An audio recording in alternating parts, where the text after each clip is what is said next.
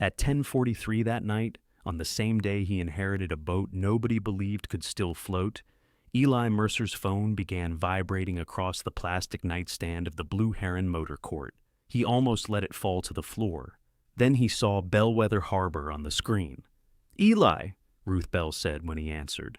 Wind battered her end of the call. "Your boat broke loose." "I don't have a boat." "You signed for the Mercy Jane at 3:17 this afternoon. That thing hasn't moved in 11 years. It's moving now, mostly sideways." Something crashed behind her.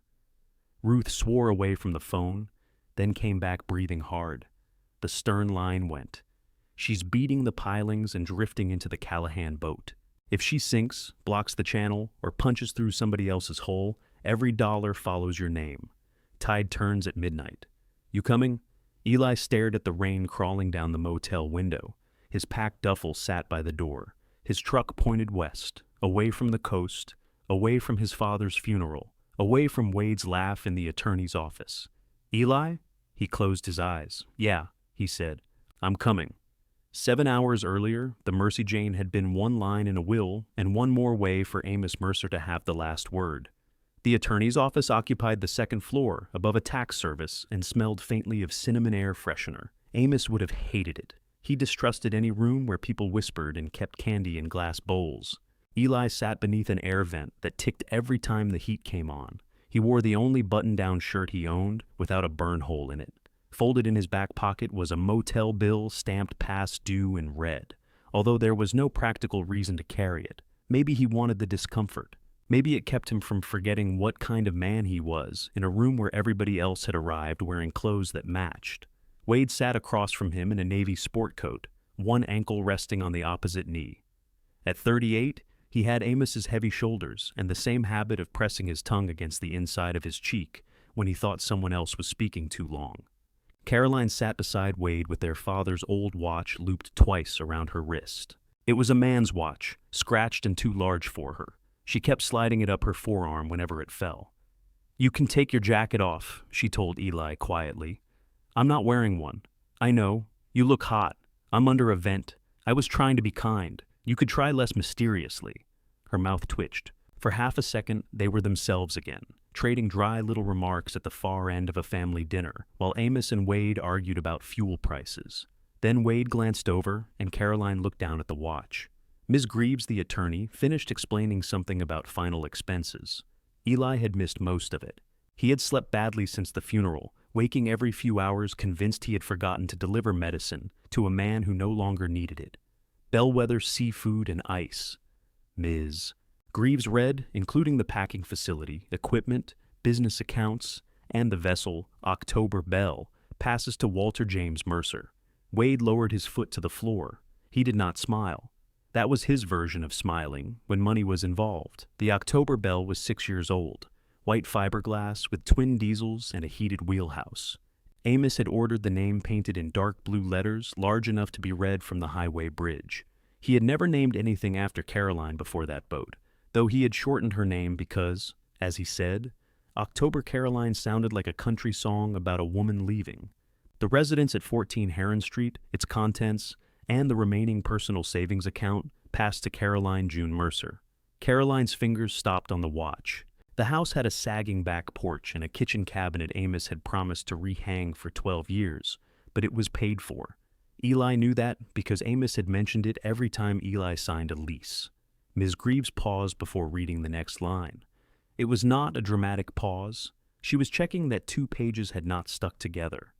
"To Elijah Dean Mercer, I leave the fishing vessel, Mercy Jane, together with all equipment and contents remaining aboard at the time of my death." The air vent clicked. Wade made a sound through his nose.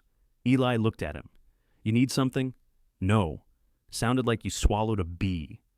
"I said no," Ms. Greaves continued, but Wade's mouth had begun to pull sideways. By the time she reached the end, he had covered it with 2 fingers. Caroline said, "Don't.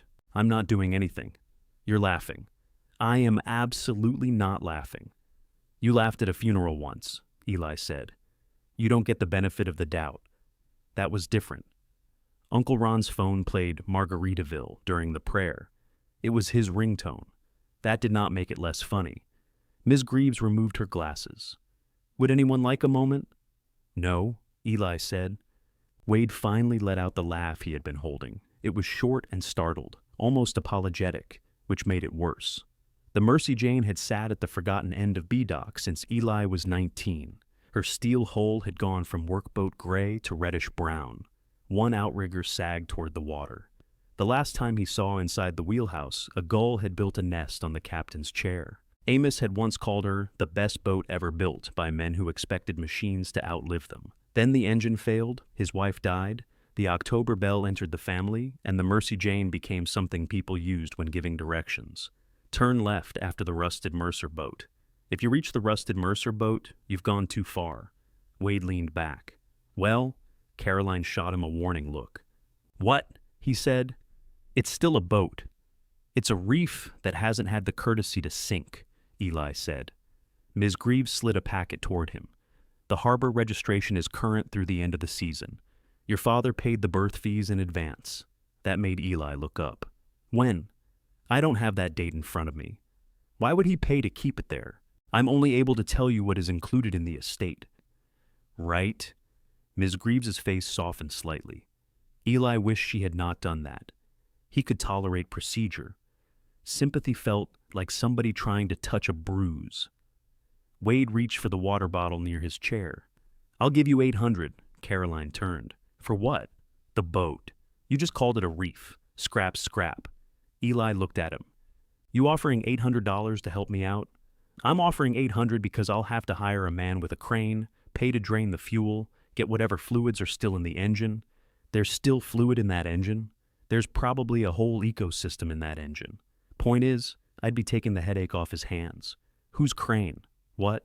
You said you'd hire a man with a crane like you don't own the yard crane Dad left you 30 seconds ago. Wade's jaw shifted. Fine. 700. Caroline closed her eyes. Both of you stop. I went up, Wade said.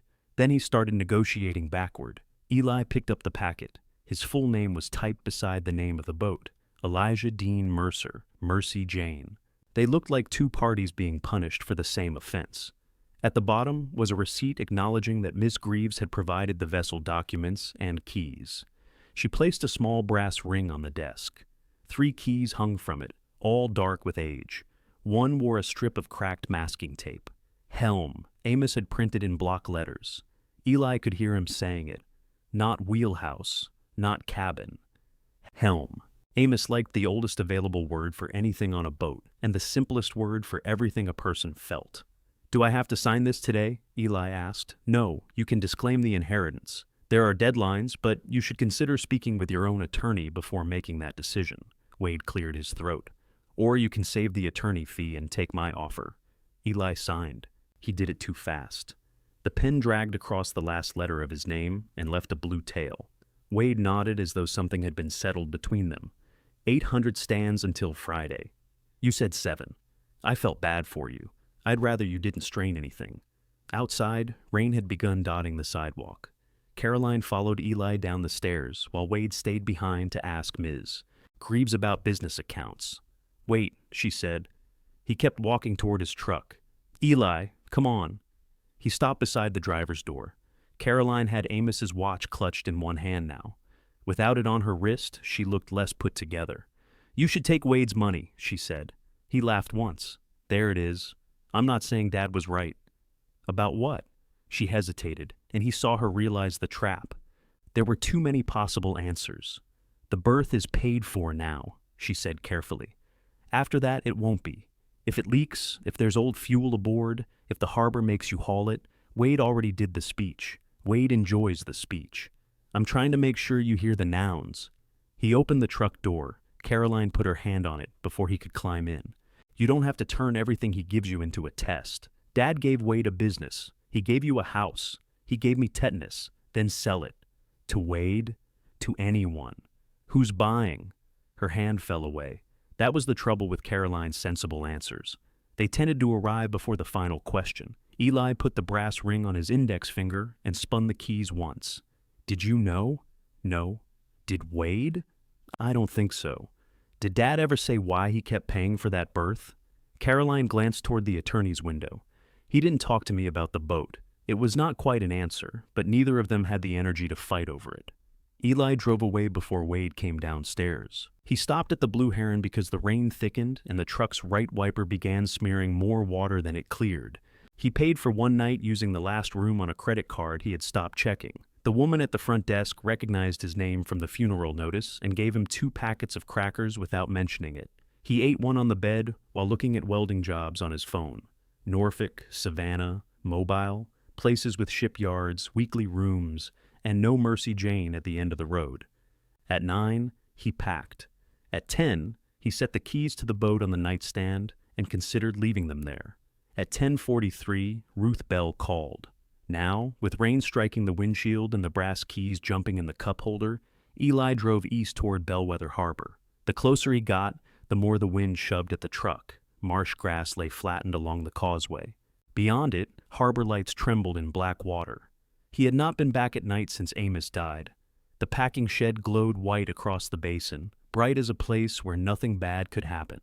Wade's truck sat beside it. 3 men stood inside the open bay door, watching the storm. None came out. At the far end of B-Dock, the Mercy Jane swung against her remaining lines. Even in the dark, Eli saw the rust bleeding down her hull. Her stern struck a piling with a boom he felt through the soles of his shoes.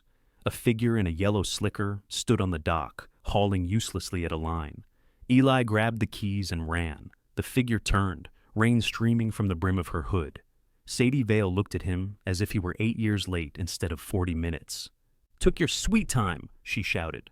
Behind her, the Mercy Jane tore another cleat half out of the dock. "That cleat's coming out," Sadie shouted. "No kidding. I'm making sure we agree on something." The Mercy Jane slammed the piling again. Wood cracked somewhere beneath the dock, and the loose cleat jumped another inch out of the planks. Sadie had wrapped its line around a steel bollard farther in, but the angle was wrong. Every time the boat's stern lifted, the line sawed across the edge of the dock. Eli dropped to one knee beside her. "Where's Ruth?" Calling Callahan. "His boat's the one your inheritance is trying to murder. Any spare line?" "On the boat." "Of course it is."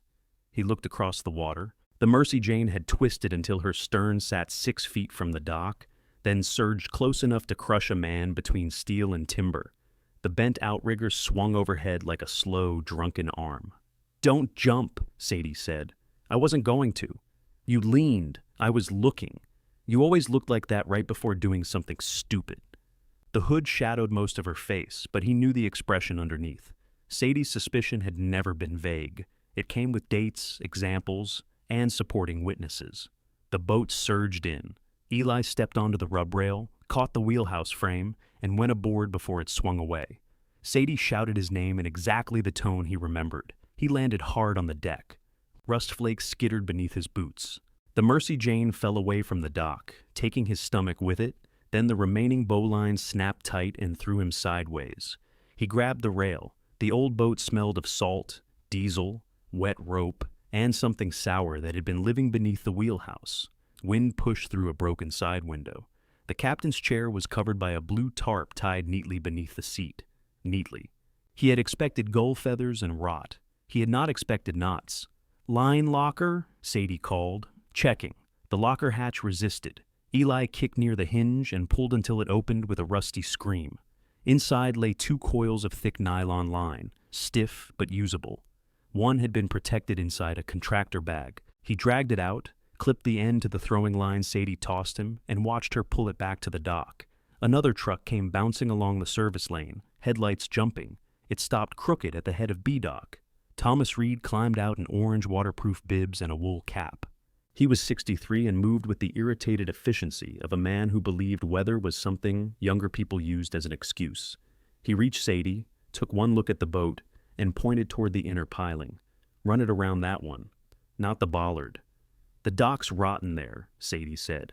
"Piling isn't." "You got a boat hook?" Eli yelled. Thomas looked up. "You got manners? Not tonight. Then swim for it." He disappeared behind a dock box, found a boat hook, and extended it across the gap. Eli leaned over the rail, caught it, and used it to guide the new stern line around the piling. The movement pulled him close enough to see Wade standing inside the packing shed with his arms folded. Eli shouted across the basin. "You planning to sell tickets?"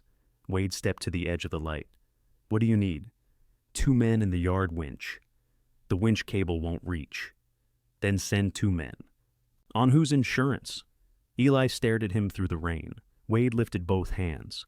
That's not me being an ass. One of them gets crushed. It's on my business. Your concern is touching. I told you to sell it. Helpful as always. Thomas took the new line and wrapped it around the piling. Save your breath, he told Eli. His hair gets wet. He'll dissolve. From the shed, Wade called. I heard that. Good, Thomas said. Sadie and Thomas hauled, while Eli took turns around the Mercy Jane's stern bit. The bit was crusted with old paint, but held. They gained a foot, lost half of it, gained another. The boat struck the piling once more, not as hard. On the neighboring berth, the Callahan boat rocked behind a bundle of white fenders Ruth Bell had wedged between the holes. Ruth appeared from its cabin carrying another line. She was a broad woman in her late 50s with silver hair that refused to remain inside any hat. She threw the coil to Thomas. Callahan says if Mercer sinks him, he's taken the truck, she said. Which Mercer? Eli asked. He wasn't specific. Give him Wade's. Wade's voice traveled out of the packing shed. Still hearing you? Ruth did not turn. Then, come be useful. For one strange second, Eli thought Wade might. His brother stepped into the rain, took 3 strides toward B-Dock, and stopped when the Mercy Jane swung again. Wade's face changed. Not fear exactly. Recognition. Then one of his employees called to him from inside the shed, and Wade went back. Thomas tied off the second line. Ruth directed Sadie toward a forward spring line, while Eli worked his way along the deck, testing each step before trusting it. The deck plates sounded terrible beneath his boots, but sound was not the same as strength. Rust made everything look guilty. He reached the bow and found the remaining lines chafed gray where they crossed the chocks. One was old enough to shed fibers beneath his fingers. The other was newer, bright beneath a coat of grime, and had been fitted with a rubber guard where it rubbed metal. Eli ran his thumb over it. Problem? Ruth called. No. The line could not have been there 11 years. It might not have been there 11 months.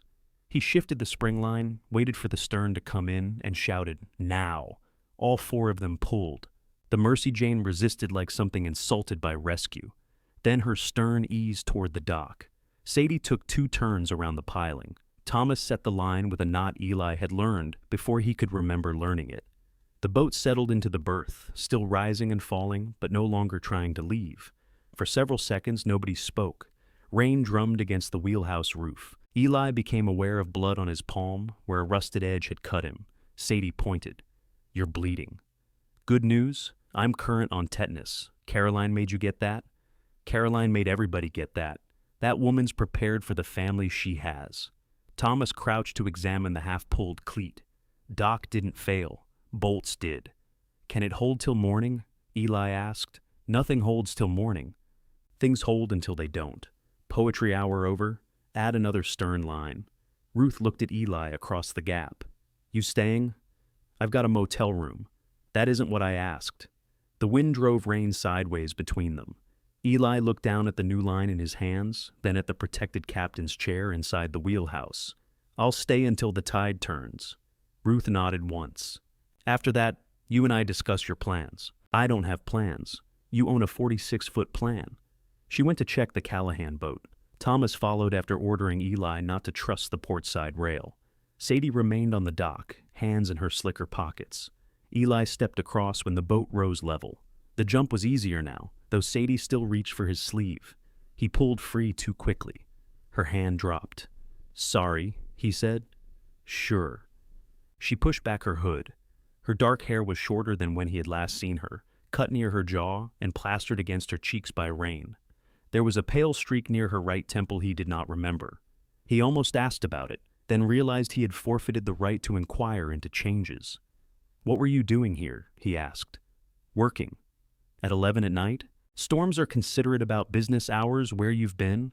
I meant on this dock. Ruth called me when the shore power breaker tripped. Your boat's cable was in the water. My boat doesn't have power. It had enough to trip the breaker. Eli glanced back at the Mercy Jane. Dad ran shore power to it? Apparently. When? Sadie looked at him for a long moment. You really don't know anything, do you? Know what? Instead of answering, she bent to gather the discarded line. Sadie. I saw Amos here.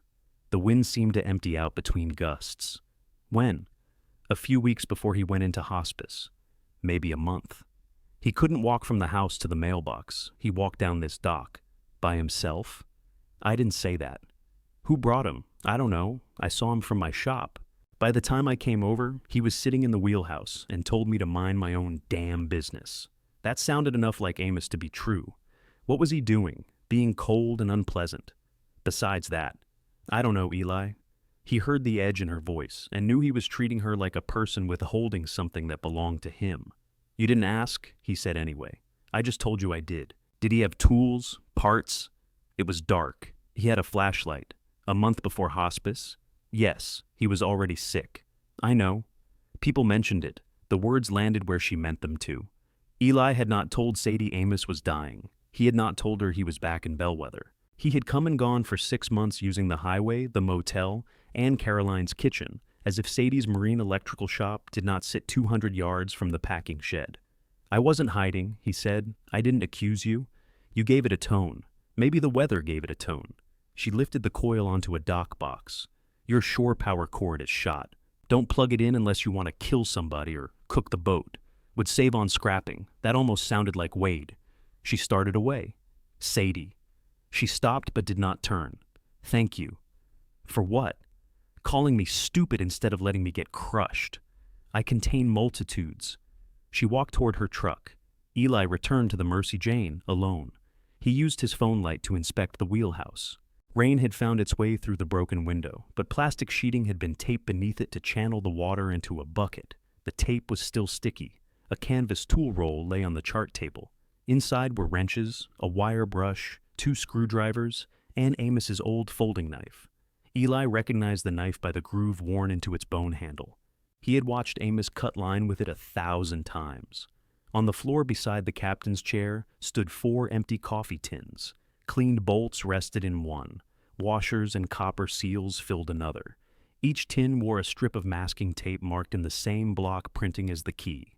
Fuel rail, port cover, do not mix. Eli crouched. The engine room hatch stood beneath a rubber mat. He pulled it open, and the smell of stale diesel rolled up. His phone light found the old 6-cylinder engine below. The valve cover had been removed. Fuel lines were disconnected and tagged. Oily rags had been tucked into every open port to keep out moisture. None of it was ready to run. It might never run. But it was not random damage either. Somebody had worked from front to back, cleaning, labeling, protecting each part as he went. Somebody with weak hands had dropped one wrench and left it where it fell. A dark brown stain marked the rung of the engine room ladder. Eli climbed halfway down. He touched the nearest fuel line, then the clean edge of the open housing. Behind him, a boot landed on deck. Wade's silhouette filled the wheelhouse doorway. 800, Wade said. Offer's still good. Eli looked at his father's handwriting on the coffee tins.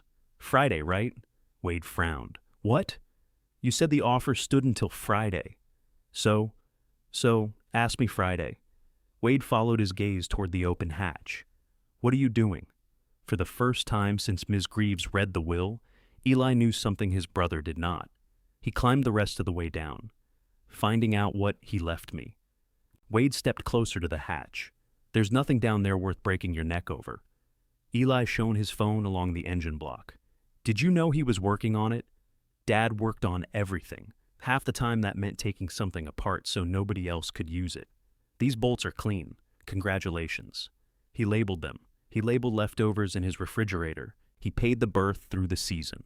Wade's silence lasted half a second too long. Eli looked up. You knew that? I knew he kept wasting money on it. Why? Because he was stubborn. That's not a reason. That's what you say when you don't want to discuss the reason. Wade ducked beneath the doorway and entered the wheelhouse. Rain gleamed on the shoulders of his sport coat, which meant he had put it back on before crossing the dock. Even in a storm, Wade preferred to arrive at an argument dressed for it. You want my honest opinion? He asked. No, but that's never stopped you. Dad was dying. He got sentimental about old machinery because machinery didn't know he was dying. He came down here, moved things around, made lists. Then he got too sick to finish. That doesn't mean this boat is secretly good. I didn't say it was. You're looking at it like it apologized. Eli turned the phone light back toward the engine. Wade leaned against the chart table, then noticed the damp and stood straight again. You always do this. Climb into engines, take whatever Dad did and turn it into a message meant only for you. Eli laughed under his breath. That would require believing he thought about me. See? There. You make yourself the only injured person in the room. The old boat shifted against its lines. A coffee tin rattled somewhere above them. Eli climbed 2 rungs and looked through the hatch. You got the business, Wade. I work the business. You want to meddle with it? I want you to stop acting like I walked into that office and picked what everybody got. I haven't said a word about what you got. You haven't had to. You've got a whole face for it. Eli almost smiled. Wade did know his faces. There had been a time when the two of them could sit through an entire Amos Mercer lecture and conduct a second conversation using only eyebrows.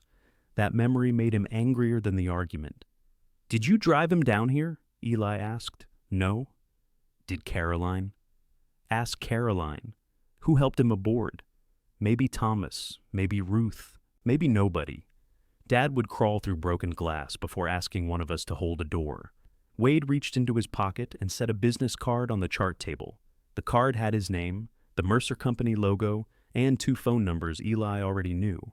Call me before you hire anybody to touch it, Wade said. You start cutting, draining, moving fuel, whatever, and the price changes. It's my boat. That's what I'm trying to save you from. He left before Eli could decide whether that was concern or an insult. With Wade, the difference often depended on who was listening. Eli stayed in the engine room until his phone battery dropped below 10%. He found no miracle. The engine was dirty, incomplete, and old enough that several parts would have to be rebuilt because replacements were no longer sitting on shelves. But the crankcase showed no standing water. The injectors had been removed properly. Amos had coated exposed surfaces with oil instead of leaving them to bloom with corrosion. Someone had known exactly what he was doing until he stopped. By the time Eli climbed out, the rain had thinned to a steady hiss. He sat in the captain's chair after checking the tarp for spiders. The vinyl beneath it was split but dry. His duffel remained in the truck. His motel room waited 35 miles away, with a bed he had already paid for. He told himself he was only staying long enough to make sure the new lines held. The tide turned, then the wind eased. Then gray morning entered the broken wheelhouse window, and Eli woke with his neck bent against a chair Amos had once forbidden anyone else to use. A paper cup stood on the chart table. He jerked upright.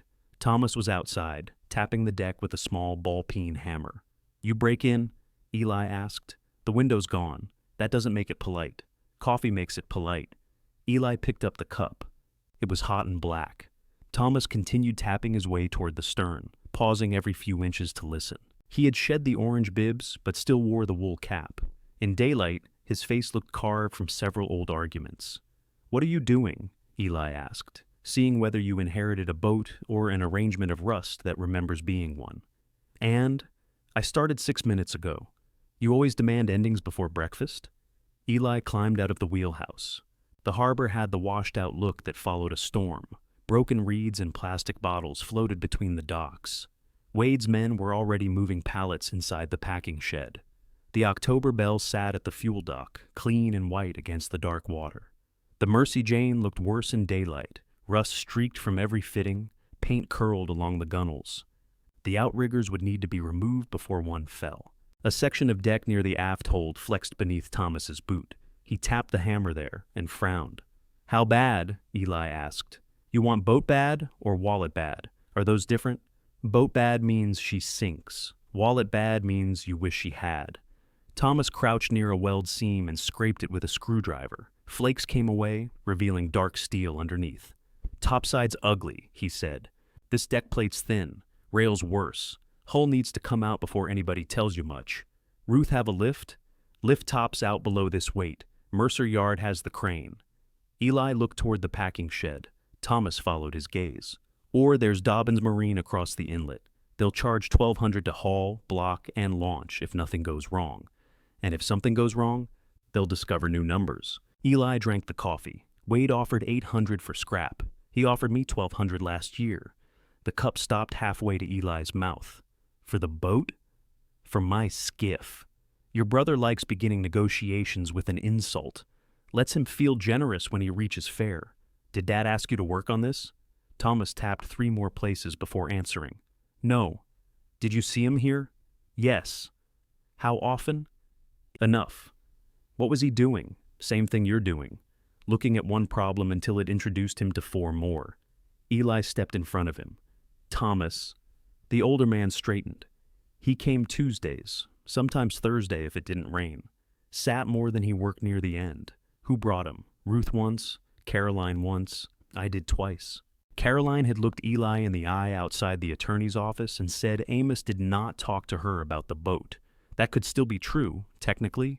Caroline could build a shelter out of technical truth and sleep soundly beneath it. Why didn't anybody tell me? Thomas tucked the hammer into his back pocket. You asking why your father didn't tell you, or why the rest of us didn't correct him? Either. Amos said if he wanted you here, he'd call you. The words entered cleanly. Eli looked out across the harbor. A flock of gulls settled on the roof of the ice shed, all of them facing into the remaining wind. He didn't, he said. No. Thomas did not offer a softer version. He moved toward the bow and resumed tapping. Sadie arrived carrying a red toolbox and a brown paper sack. She had changed into work pants and a faded sweatshirt beneath a canvas jacket. Without rain on her face, the pale streak in her hair looked sharper. She handed Thomas the sack. What's that? Eli asked. His biscuit. You brought him breakfast? He pays his bills. Thomas reached inside the sack. Ham? Chicken? You know I don't like chicken in the morning. Then starve on principle. Eli watched this exchange with the unpleasant awareness that people in Bellwether had continued having relationships while he was gone. Sadie set her toolbox beside the shore power connection. I can test the cable and see what's alive. That's all. I didn't ask you to. Ruth did. Ruth owned the boat?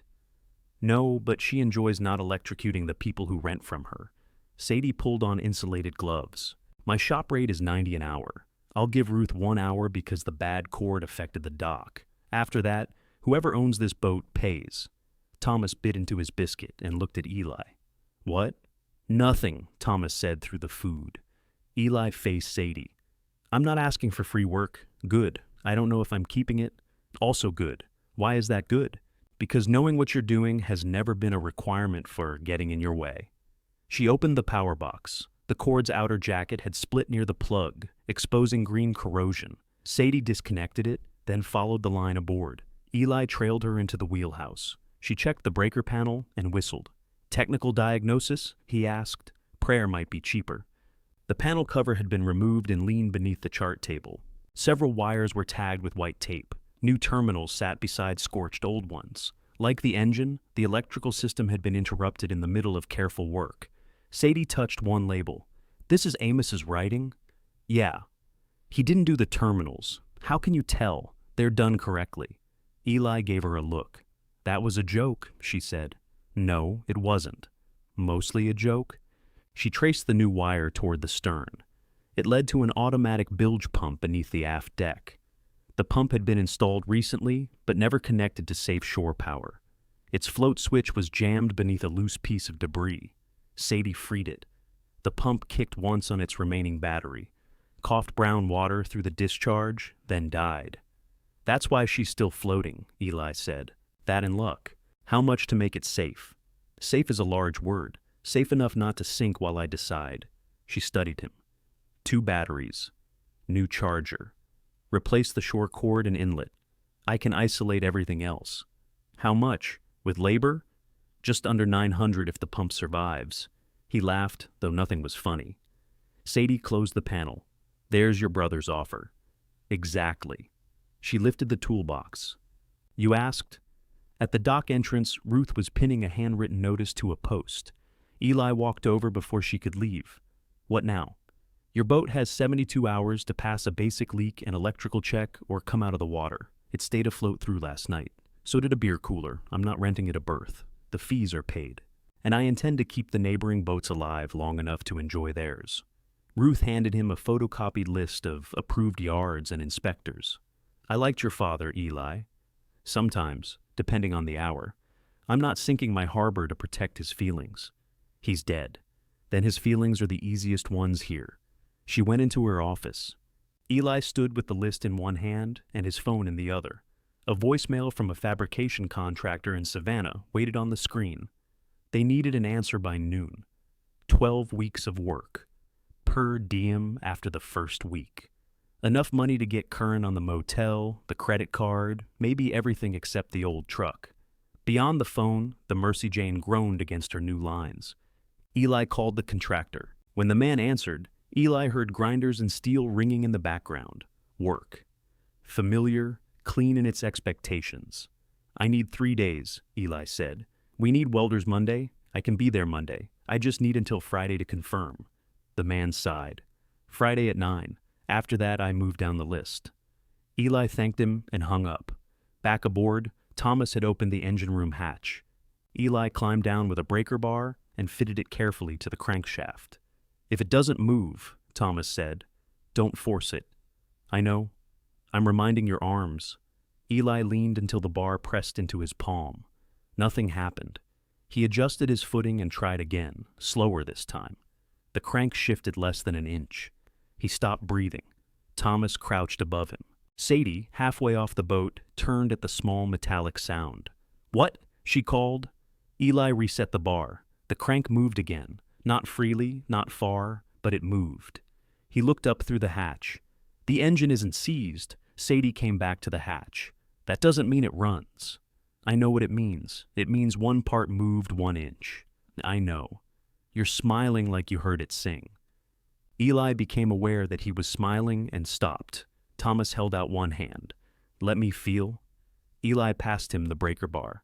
Thomas eased the crank through another fraction of a turn, stopped when resistance increased, and reversed it. No water lock, he said. Maybe no bent rod. Maybe your father filled the cylinders with peanut butter. We learn things in order. Sadie leaned over the hatch. Can the engine wait until the boat stops trying to electrocute the marina? It isn't trying, Eli said. It's naturally gifted. She did not smile, but the corner of her mouth considered it. Eli called Dobbins Marine from the deck. A woman named Marcy listened while he described the boat, then asked for the name. The Mercy Jane. A pause followed. Amos Mercer's old steel boat? Apparently her fame travels. My father patched that hole in '98. Said Amos argued with the invoice for 3 hours, then brought him shrimp for 6 months. That sounds like him. We can haul Friday morning. 1,200 to lift, pressure wash, block, and relaunch. Surveys separate. Repairs are separate. If she can't be safely relaunched, storage starts Monday. How much to reserve the slot? 300. Eli looked toward the October bell, then at the business card Wade had left on the chart table. He gave Marcy his credit card number. The first card declined. He told her the magnetic stripe had been acting up, though no stripe was involved. The second card went through after a delay long enough for him to hear Marcy typing. You're booked for 7 Friday, she said. Can she make it across the inlet under her own power? No. Tow's 275. Put it on there. His phone displayed the charge before the call ended. Available credit. $412. Thomas had politely moved to the stern during the transaction. Sadie had not. You can still cancel, she said. You giving financial advice now? I'm pointing out a direction. I've got a job in Savannah. That close enough to swim from? Starts Monday. Her face changed only slightly. You taking it? I told them I'd confirm Friday. Of course you did. What does that mean? It means you've scheduled every answer for the same day. She carried her toolbox toward the dock. I need the pump, he said. Sadie stopped. Not free, Eli added. Write it up. 900. I heard you. Your card might not. I can buy the batteries. You wire the minimum and bill me for labor. I don't carry people, Eli. I'm not asking you to. You've got a special way of asking without the words. He stepped closer, lowering his voice because Thomas did not deserve another episode of their unfinished history. I'm asking for 2 hours of paid electrical work. If I can't pay today, say no. Sadie studied him, perhaps looking for the old escape route in his face. 2 hours, she said. 150 today. Balance in 30 days. Written invoice. That's not your shop rate. It includes the hour Ruth covered, and I'm not charging travel because I walked. You're making a joke out of accounting. I learned it from your family. She tore a work order from a pad in her toolbox and made him sign before touching another wire. Eli drove to a marine supply store on the highway and bought 2 reconditioned batteries, a charger, a shore power inlet, cable, fuses, and a cord that cost more than the mattress in his motel room. The card accepted the purchase, then declined a pack of shop towels. He put the towels back. On the way out, a man in a green cap blocked the automatic doors with his cart. "You Mercer?" the man asked. "Depends. Bernard Callahan." Eli looked at the cart, which held 2 white fenders and a gallon of hull cleaner. "I hear I tried to sink your boat. You scraped her." "How bad?" "Bad enough, I noticed." Bernard was around 55, with a mustache that turned down at the ends as if personally disappointed in everyone. He showed Eli photographs on his phone. The Callahan boat's aluminum rub rail had been bent inward, and a welded bracket had cracked where the Mercy Jane struck it. "I can repair that," Eli said. "You fix aluminum? I fix invoices. Sometimes aluminum comes with them. 300 at Barlow's shop. I'll do it for materials. You got a shop? I've got a truck, a welder, and poor judgment." Bernard enlarged one photo. "You disappear halfway through, I send Wade the bill. Send it to me. You don't look bill solvent. I'm inherited boat solvent." Bernard's mustache remained unhappy, but his eyes softened. "Tomorrow morning, 8, 7:30. Why? I'm trying to seem eager." At the harbor, Caroline's car was parked beside Eli's truck. She stood on the dock, holding a cardboard tray with 3 coffees and a paper bag pressed against her hip. Amos's watch was back around her wrist. "You have a motel room," she said when Eli approached. "You keeping track of my sleep now?" I called. "They said you never came back. They gave out information. I told the desk clerk I was your wife, Caroline. She didn't believe me, so then I told her I was your sister." Sadie emerged from the Mercy Jane carrying the old charger. Caroline looked from her to Eli and became very interested in the coffees.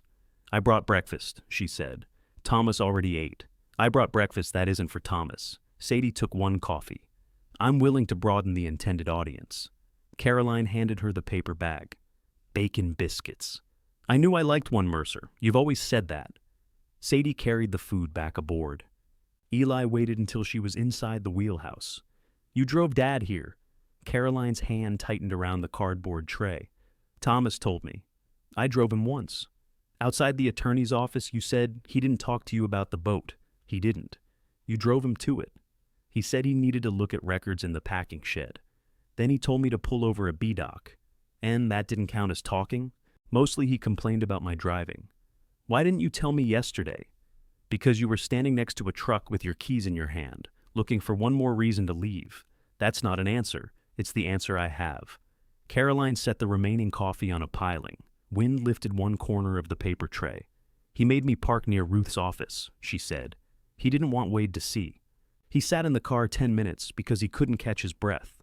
I offered to walk him down. He told me I hovered. When was this? 6 weeks before hospice. Maybe 7. Sadie saw him a month before. Then he came more than once. Thomas brought him twice. All right? Did everybody in Bellwether take a turn except me?" Caroline looked toward the water. "He didn't ask you." There it was again, clean and simple. Eli picked up his coffee. The cup was warm. "You could have called." "Yes." He waited for her to add something that would make the word less bare. She did not. "Why didn't you?" "Because he asked me not to. Because every time I tried to get the 2 of you in the same room, one of you left. Because I was tired." Her voice sharpened on the last word. "I was driving him to appointments, cleaning the house, arguing with insurance, making food he wouldn't eat, and listening to Wade explain how hard it was to keep the business running. I did not also have the strength to drag 2 grown men toward an apology neither one could say." Eli looked down at the lid of his coffee. Caroline rubbed her forehead. "That sounded worse than I meant it." "No? It sounded about right. I should have called. Yes. I'm sorry." The apology did not repair anything. It did, however, remove one weapon from his hand. He had been ready for Caroline to explain herself until he could stay angry without effort. She nodded at the boxes in his truck. "What did you buy?" "Enough electricity to keep Ruth from cutting my lines." "You're keeping the boat?" "I'm keeping it until Friday." "What happens Friday?" "Wade's offer expires. Dobbins hauls it. A contractor in Savannah gives my job away, possibly all before lunch." Caroline let out a breath that became a small laugh. "You do like efficiency? Apparently it's inherited. She took a checkbook from her purse. No, Eli said. I didn't say anything. You made a checkbook noise. I can help with the haul. No. You paid for Dad's groceries for months. That doesn't make this your debt. It doesn't have to be a debt. With us, it will become one. The words hurt her. Eli saw it and did not take them back. Caroline put the checkbook away. Then, what can I do? He looked at the batteries in the truck bed. Take an end. She removed her coat, folded it carefully on the passenger seat, and helped him carry the first battery down the dock. Sadie spent the next 2 hours stripping corroded wire and isolating circuits. Eli mounted the new charger, while Caroline cleaned years of debris from the aft deck. Thomas returned with a pump sprayer and washed salt from the fittings, insisting he was only protecting his earlier work on the lines. By mid-afternoon, the new shore cord fed a safe inlet. One battery powered the bilge pump. The other remained isolated for the engine. Sadie tested the float switch with a bucket of water. The pump woke with a hard buzz and sent a brown stream overboard. Ruth watched from the dock. How often is it cycling? She asked. First run, Sadie said. Check again in an hour. If the water level stays down, Eli asked, then you make it to Friday. Ruth walked away before relief could become negotiation. Caroline had gone to the house for cleaning rags. Thomas left to check his own skiff. Sadie packed her tools in the wheelhouse while Eli scrubbed the old fuel lines with a brush. A small pool of clean water gathered beneath the engine room ladder. He wiped it up. 10 minutes later, it returned. Sadie. She came to the hatch and crouched. That bilge line leaking? Eli asked. She shone her light along the hull. No, farther aft. They pulled loose panels and followed the thin trail to an old through-hole fitting beneath the deck. Corrosion ringed its base. Each time the boat rocked, a bright bead of harbor water pushed through the edge. Sadie touched the wet steel, then looked at him. That's not waiting until Friday. Eli stared at the leak. It was tiny, no wider than a pencil mark. The next bead formed while he watched.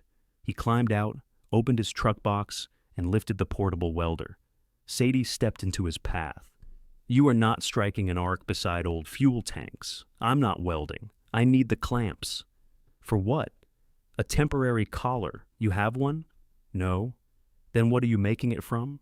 Eli looked across the dock at Wade's bright packing shed, its stacked steel racks visible through the open bay. Something my brother owns. Wade watched Eli approach from the open bay of the packing shed. No, I haven't asked yet. You're carrying clamps and looking at my steel rack. I need a strip of 1/4-inch plate. No, the Mercy Jane has a leak. That sounds like a powerful argument for $800. Eli stepped into the shed. Warm air carrying ice, bleach, fish, and diesel rolled over him. 3 employees sorted plastic crates near the loading door. They kept their eyes down in the careful way people did when brothers fought at work. I'm making a temporary collar for the through hull, Eli said. 6 inches of plate. I'll pay for it. With what? Money? You have money? Enough for 6 inches of steel. Wade wiped his hands on a blue shop towel. You can't clamp mild steel against that fitting. I know. It'll turn the whole thing into a battery. I know what galvanic corrosion is, Wade. Do you? Because you were staring at the mild steel. I was staring past it at the stainless. Wade looked toward the smaller rack against the wall. Several flat bars lay on its bottom shelf. That stock's for the October Belle. You planning to rebuild her 6 inches at a time? You don't walk into my business and pick inventory. Fine.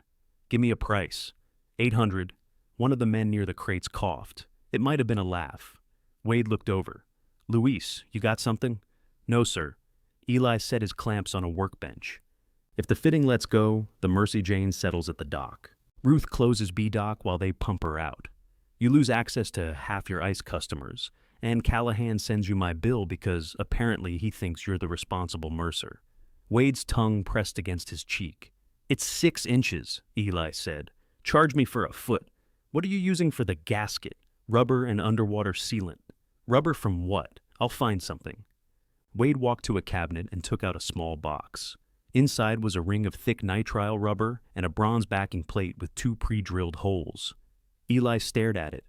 Where'd that come from? Dad ordered it last fall. For the Mercy Jane? No, for a church organ. You knew about the leak. I knew he ordered a through-hull backing kit. I did not crawl around that wreck asking why. Why didn't you give me this last night? You didn't own it last night. I owned the boat at 3:17. Then why didn't you know what was wrong with it? The question was unfair enough to be effective. Wade placed the box on the bench. He charged it to the business account. Technically, it's mine. How much? $86. That kit doesn't cost $86. Delivery, handling, emotional distress. Eli took out his wallet. I've got 60. Wade glanced toward the workers, then closed the box and pushed it across the bench. Put it on your account. I don't have an account. You do now. I'm not owing you favors. It isn't a favor. I'll send an invoice for $86 for everything you take. Eli tucked the box under his arm. You make generosity exhausting. I'm not being generous. That, at least, they agreed on. The temporary repair took an hour. Eli cleaned corrosion from the fitting, while Sadie held a light and reminded him not to disturb it more than necessary. They packed sealant around the base, fitted the nitrile ring, and clamped the backing plate evenly against the inside of the hull. The bright bead of water stopped. Sadie dried the area and pressed a paper towel around the edge. It came away clean. Temporary, she said. I know. You keep saying that. You keep repeating yourself, because you keep hearing warnings as encouragement. Ruth inspected the patch, the new batteries, and the bilge pump. She watched the water level for 20 minutes before removing the notice from the dock post. Friday, she said. Friday. If Dobbins refuses to relaunch her, she does not come back until the hull is sound. Eli nodded. And that damaged shore cord leaves with you. I see it plugged in again. I'll wrap it around your neck. Feels outside the harbor regulations. I write the harbor regulations. She walked away with the notice folded into her jacket pocket. Caroline returned carrying old towels and found Eli kneeling beside the engine hatch. She stayed long enough to help clean the coffee tins, then left without offering another check. Before she went, she pressed the motel keycard into his hand. You paid for the room, she said. Go use the shower before somebody reports a gas leak. He smelled his sleeve. That bad? Sadie opened both wheelhouse windows. One is broken.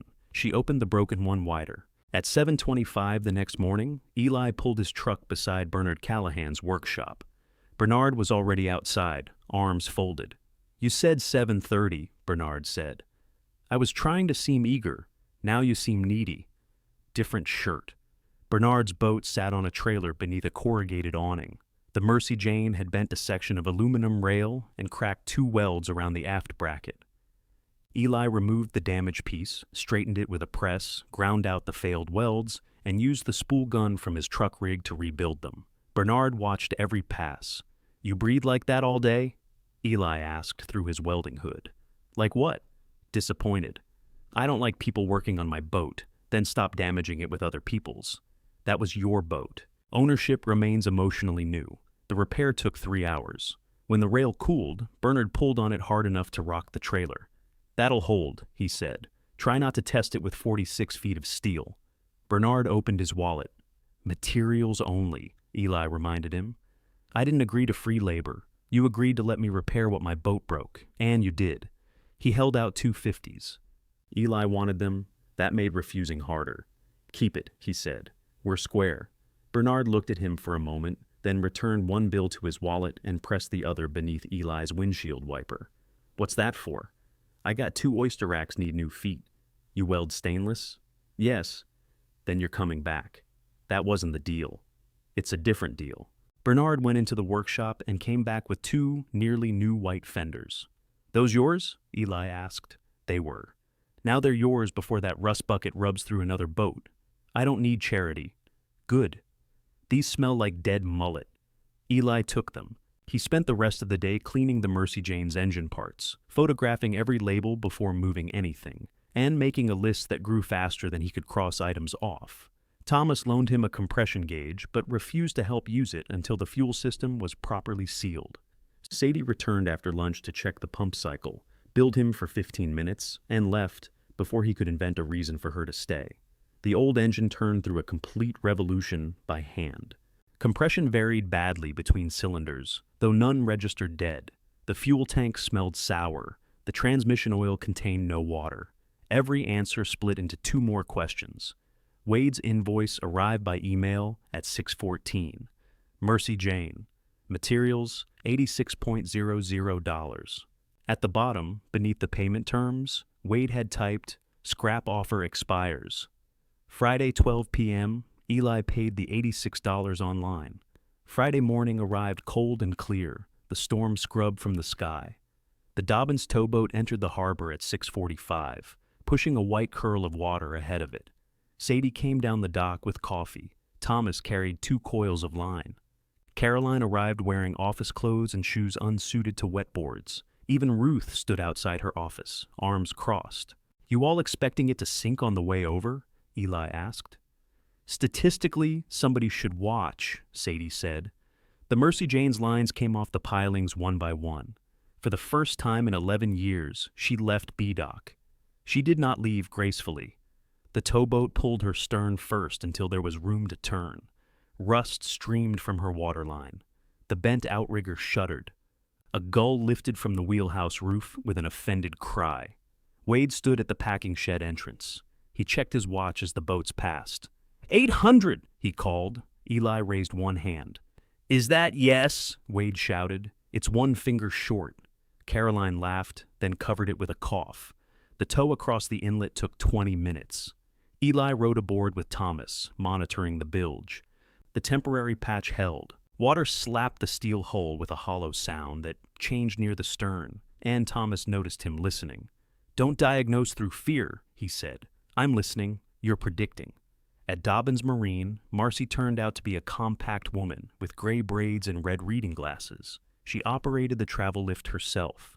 Broad straps slid beneath the Mercy Jane's hull, and the machinery took her weight slowly. Water poured from years of hidden pockets as the boat rose. The hull emerged black, green, and furred with marine growth. A sheet of rust dropped from the stern and shattered on the concrete. Nobody spoke. Marcy looked over at Eli. "Pretty from the road?" "Gorgeous if you drive fast." They pressure washed the hull until old steel appeared beneath the growth. The temporary repair sat near the aft third, surrounded by corrosion but holding. Several weld seams needed attention. One plate near the bow had pitted deeply. Another section beneath the engine room gave a dull response when Marcy struck it. She marked each weak area with yellow chalk. Eli watched the marks multiply. Marcy brought out an ultrasonic thickness gauge and took readings along the hull. Thomas followed with a notebook. Writing numbers, she called out. "Original plate was 3/8", she said. "Most of this is still over a quarter, better than it looks." "How much better? It isn't folding in half today." "Comforting. This bow plate needs replacing. Aft section needs a proper insert around the fitting. 3 smaller pits can be welded after they're cleaned." Deck's another conversation. "How much?" "If my crew does everything below the waterline, 4,800. That gets her safe, not pretty. You handle topside prep yourself." Eli's phone vibrated. Savannah Fabrication appeared on the screen. 8:57, he answered. "You coming Monday?" the contractor asked. Eli looked at the yellow marks on the Mercy Jane's hull. "Yes. 6 a.m. Bring your certs and your own hood. I'll be there." He hung up. Marcy waited beside the lift controls. "You want her back in the water? I can launch her with the temporary patch. I won't recommend it, but the decision's yours. Otherwise, I set her on blocks, and storage starts Monday." Eli looked beneath the boat. The hull was scarred, pitted, and old. It was also more solid than anyone in the attorney's office had believed. His phone buzzed again. A text from Wade read, 11:52. "Last chance." Eli turned the screen face down on a steel drum. "Set her on blocks." Marcy lowered the boat onto 6 steel stands and chained them together beneath the hull. 2,400 before we cut, she said. "Balance before launch. I can get you 1,200 next Friday. Then next Friday we can discuss half a deposit. I'm a certified structural welder. Wonderful. I'm certified not to extend credit to men who inherit boats." Eli looked up at the Mercy Jane. Out of the water, she appeared larger and more embarrassed. Rust stained the concrete beneath her in widening orange puddles. "What can I do myself?" "Remove loose scale, strip paint 6 inches around my marks, clear the work areas inside, and take down that outrigger before gravity does." Marcy pointed at him. "No cutting below the waterline. No welding below the waterline. No sleeping in my yard." "I didn't ask." "You looked at the wheelhouse. That's where the tools are. That's where a pillow would be by midnight. Thomas laughed. Marcy gave Eli a gate code valid until 8 each evening. She charged him $35 a day for storage and nothing for advice, though she rationed the advice as if it cost her personally. Eli drove to Savannah Sunday afternoon, with his welding hood behind the seat, clean work clothes in the duffel, and rust still embedded around his fingernails. He had canceled the motel near Bellwether. The refund covered 2 nights at an extended stay place outside Savannah, where the hallway smelled of curry, cigarettes, and industrial detergent. At 6 Monday morning, he reported to a fabrication yard beside the river. The work was simple in the way brutal things could be simple. Steel beams arrived on one side of the building. Eli spent 10 hours fitting stiffeners, welding long seams, grinding starts and stops, until his shoulders vibrated after the machines went quiet. Nobody asked about his father. Nobody knew Wade. At lunch, men sat on overturned buckets and discussed trucks, ex-wives, college football, and whose turn it was to buy ice. His supervisor, Donnie, pointed at Eli's first weld and said, "You can stay." It was the kindest evaluation he had received in months. In the evenings, Eli called Thomas for updates he pretended were technical. "Boat still there?" he asked Monday. "No." Marcy folded it and put it in her purse. "Did the stands shift?" "They're stands." Tuesday, he asked whether rain had reached the open engine hatch. "I put the cover on," Thomas said. "You could thank me instead of asking 3 questions shaped like accusations." "Thank you." "Disgusting." "Don't do it again." Sadie texted him a photograph of the bilge wiring she had removed for the hull work. Each wire was coiled, labeled, and zip-tied. He typed, "Looks good." She replied, "It looked good when I did it." He erased 3 responses before settling on, "Invoice received." She sent a thumbs up, which felt somehow colder than silence. By Thursday, his hands ached badly enough that opening the motel room door required both of them. His first partial paycheck landed Friday morning and disappeared in portions. Taxes, room, fuel, minimum payments, Dobbins. He sent Marcy $1,100. She replied with a photograph of her estimate and the remaining deposit circled in red. Eli left Savannah after work and reached Bellwether near midnight. He slept in his truck outside the locked yard, with the seat leaned back and his boots still on. At 6:15, somebody knocked on the window. Marcy stood outside holding a garden hose. "You planning to wash me?" Eli asked after lowering the glass. "I was deciding." "The yard opens at 7. The restroom opens at 7. You look like the distinction matters." He washed his face in a gas station sink and returned with coffee. Thomas was already scraping loose paint from the bow plate. "You know I can do that," Eli said. "I know. I was worried you'd feel useful." "Why are you here?" Thomas kept scraping. "Amos paid me for 3 days of work. I never gave him." "When?" "Last winter." "You could give Caroline the money."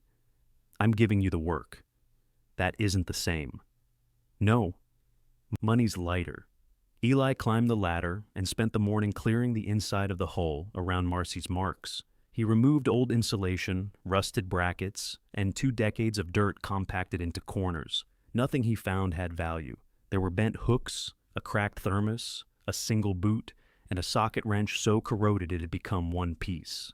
Near the aft fitting, the fresh primer stopped in a rough line. Amos had cleaned the steel above it, but had not been able to reach lower. Finger-width streaks remained where the brush had dragged through wet paint. Eli touched one. Thomas watched from the ladder. "He couldn't get up after he knelt down," Thomas said. "Last time I brought him." Eli turned back to the hull. "Why'd you let him kneel?"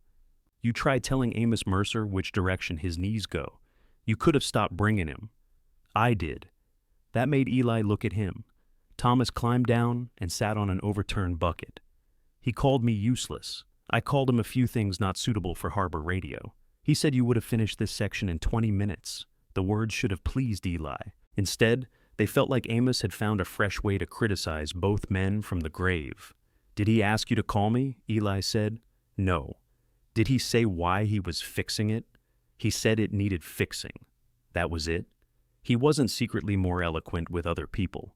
Eli used a scraper along the primed edge. "Wade thinks Dad got sentimental. Wade thinks feelings are a disease you catch from idle hands." He stayed. "Yes, I left. Yes." "You planning to expand on any of this?"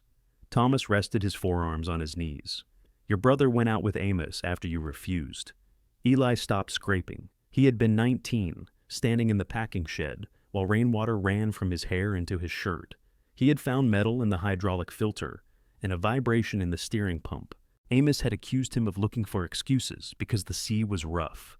Wade had stepped aboard without inspecting anything, eyes bright with the chance to be the braver son. Wade said the trip was fine, Eli said. Steering pump failed 4 miles out. The scraper slipped from Eli's hand and clattered against the hull. They came back. On the emergency tiller, took 6 hours. Dad told everybody I was wrong. Amos said the failure was unrelated. It wasn't. No. Wade knew?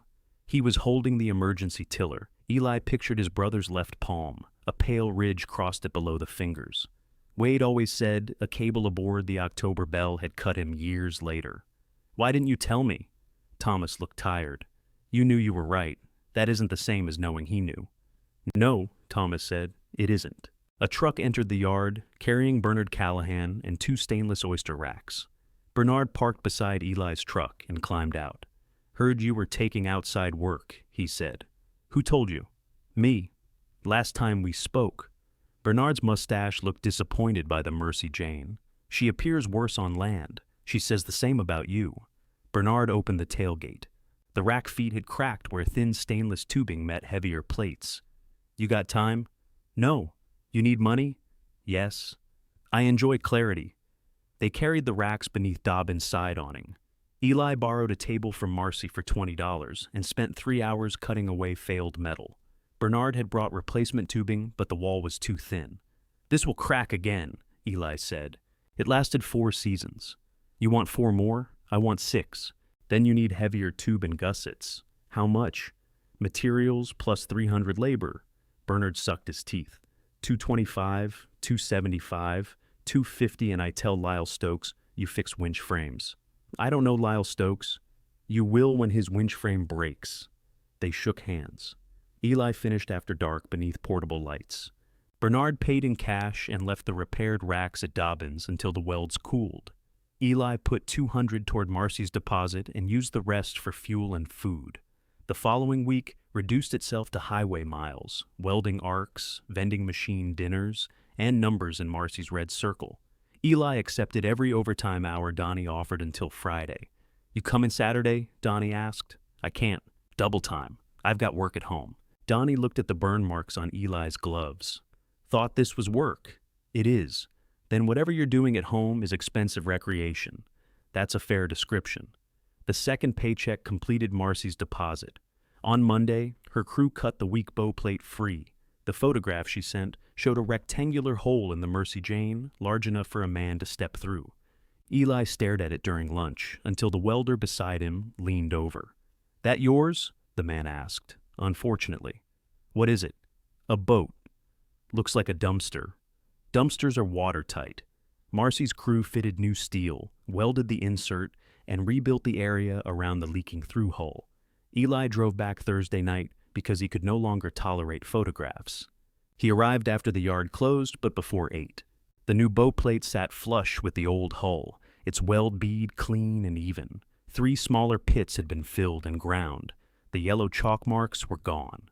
Eli crouched beneath the bow and ran his thumb along the new seam. Don't judge my weld with your dirty hand, Marcy called from across the yard. I'm checking it. With your thumb? It's calibrated. She joined him beneath the boat. Aft inserts tomorrow, then paint. You still owe $2,400, I know. Engine doesn't run, I know. Deck plate's thin, I know. You gonna say anything else?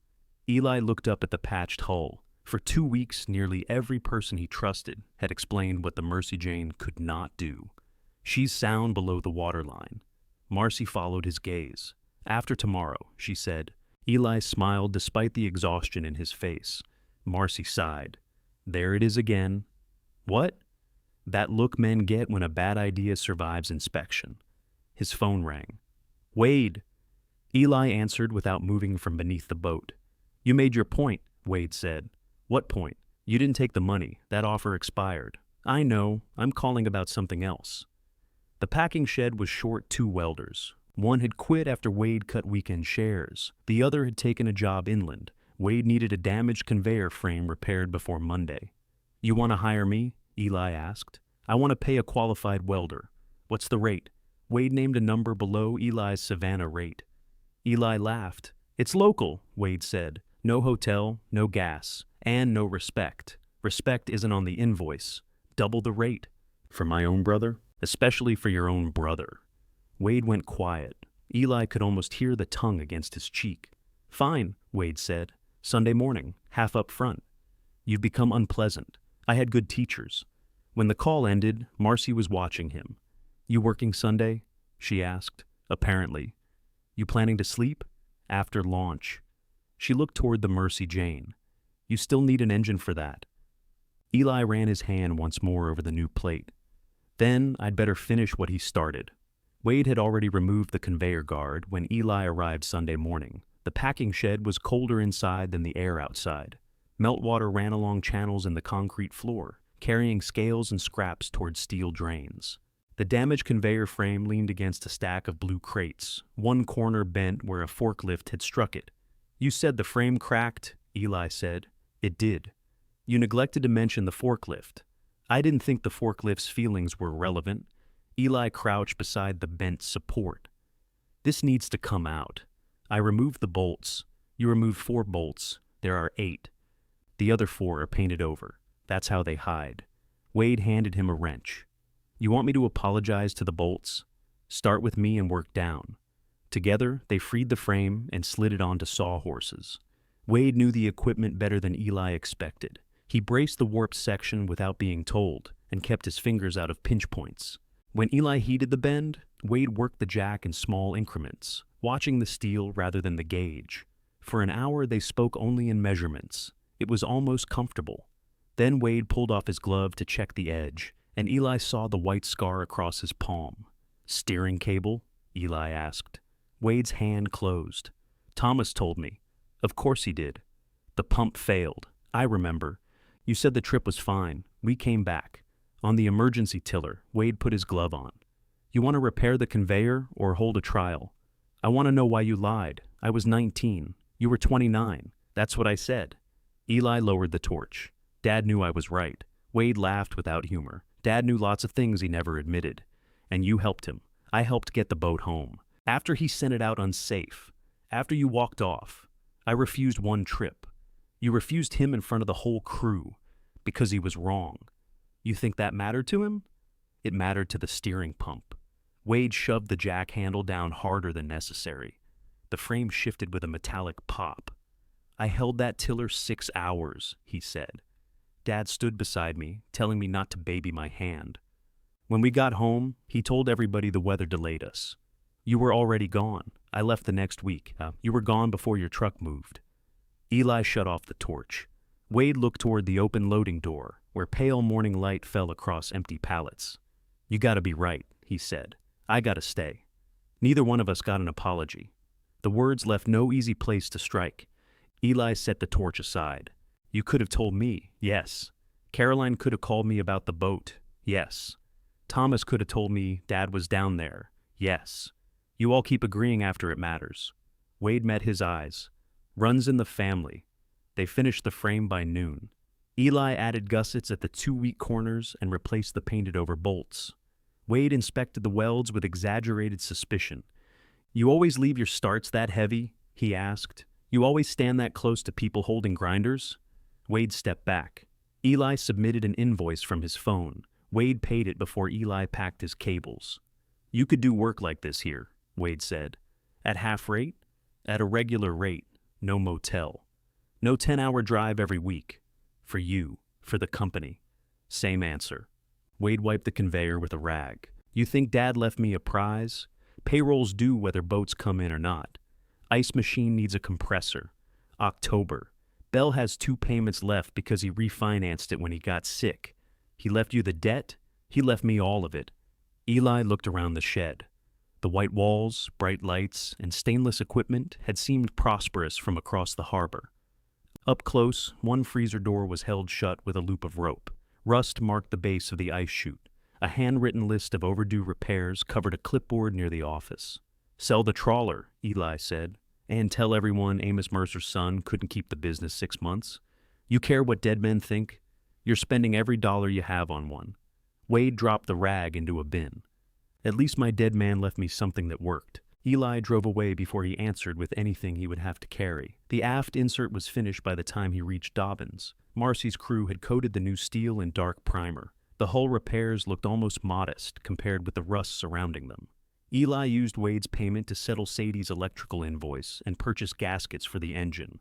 The next Savannah paycheck went to Marcy. Storage fees consumed another portion. Motel rooms, fuel, and food took what remained. Each Friday, the Mercy Jane changed a little. Eli removed the bent outrigger with Thomas's help. He stripped loose paint from the wheelhouse and coated bare steel before new rust could form. He cleaned the engine's oil pan, replaced brittle hoses, reseated the injectors, and rebuilt the raw water pump at a folding table beside the boat. Bernard sent Lyle Stokes with a cracked winch frame. Lyle sent a deckhand named Connie Alvarez with 2 broken cage brackets. They paid in a combination of cash, usable parts, and arguments. Sadie refused every attempted barter. Money, she said, when Eli offered to repair the steel security gate behind her shop. The gate drags. Then I'll pay you to fix it. You could subtract it from the wiring. No. Why? Because that's how people end up resenting work they volunteered. She wrote separate invoices. Eli paid hers first. The engine's pieces returned to their places. Thomas checked clearances behind him and corrected nothing, unless Eli asked. That was more irritating than constant advice. When Eli removed the inspection plate from the fuel tank, the smell drove all 3 of them out of the engine room. A layer of black sludge coated the bottom. Rust scaled the interior seams. Sadie covered her nose with her sleeve. That tank is done. It can be cleaned. It can become a very large container for regret. Thomas shone a light inside. Seams pitted. I can patch it, Eli said.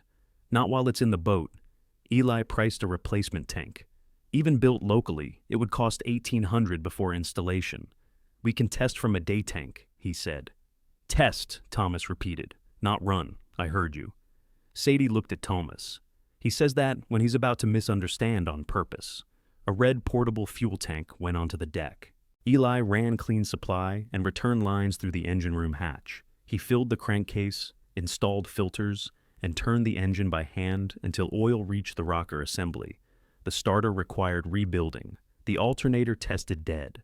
Sadie replaced the engine harness 1 circuit at a time, preserving Amos's labels where she could. A new gauge panel rested on the chart table, waiting for its senders. Do not start it without me, she said before leaving for a service call. I'm not ready. Do not become ready without me. I have a job in Savannah tomorrow, then this should be easy. Eli intended to leave by 4. At 3:30, he was still bleeding air from the injector lines. At 4, Thomas connected the raw water intake to a large barrel fed by a hose. We're not starting, Eli said. We're preparing. At 4:15, Wade's truck pulled into Dobbins. He walked across the yard carrying a small cardboard box. Found these in Dad's office. Inside were 2 injector nozzles wrapped in oil paper and a new temperature sender. Eli took out the sender. Why did he keep this at the shed? Parts got delivered there. You could have brought them 3 weeks ago. I found them today. Where? In a drawer labeled Mercy Jane. He had a drawer? He had 14 drawers. Most were labeled things like receipts and taxes. You want those too? Wade looked into the engine room. It ready? No, Sadie's absent voice seemed to say. Almost, Eli said. Thomas glanced at him. Wade crouched beside the hatch. You rebuilt the injectors? Yes. Pump timed? Yes. Oil pressure? Haven't cranked it on the starter. Then you don't know. I know how engines work. I'm asking because Dad tried last winter. Starter barely moved it. Eli installed the temperature sender. Its wire was not connected to the unfinished gauge panel, but Wade did not need to know that. At 4:40, Eli fitted the battery cable. Thomas stood beside the raw water barrel. We can wait for Sadie. We're only cranking. Good. Eli pressed the starter. The engine turned twice, slow and heavy. On the 3rd revolution, 1 cylinder coughed. Gray smoke pushed through the exhaust. Wade leaned into the hatch, again. Eli pressed the starter a 2nd time. The old diesel caught. The sound exploded through the steel hull. It ran unevenly, hammering on 4 cylinders, then 5. The sixth joined with a burst of black smoke. Tools vibrated across the deck. Water disappeared from the barrel and spilled from the exhaust outlet in the dark pulses. Eli laughed. He could not help it. Thomas stared at the oil pressure fitting. Gauge. It isn't connected. Shut it down. The light's off. What light? Eli looked toward the panel. The warning lamp had not illuminated, but he could not remember whether Sadie had connected it. Wade was grinning now, one hand on the wheelhouse frame. Listen to that! A high metallic squeal threaded through the engine noise. Thomas reached for the fuel shutoff. Kill it.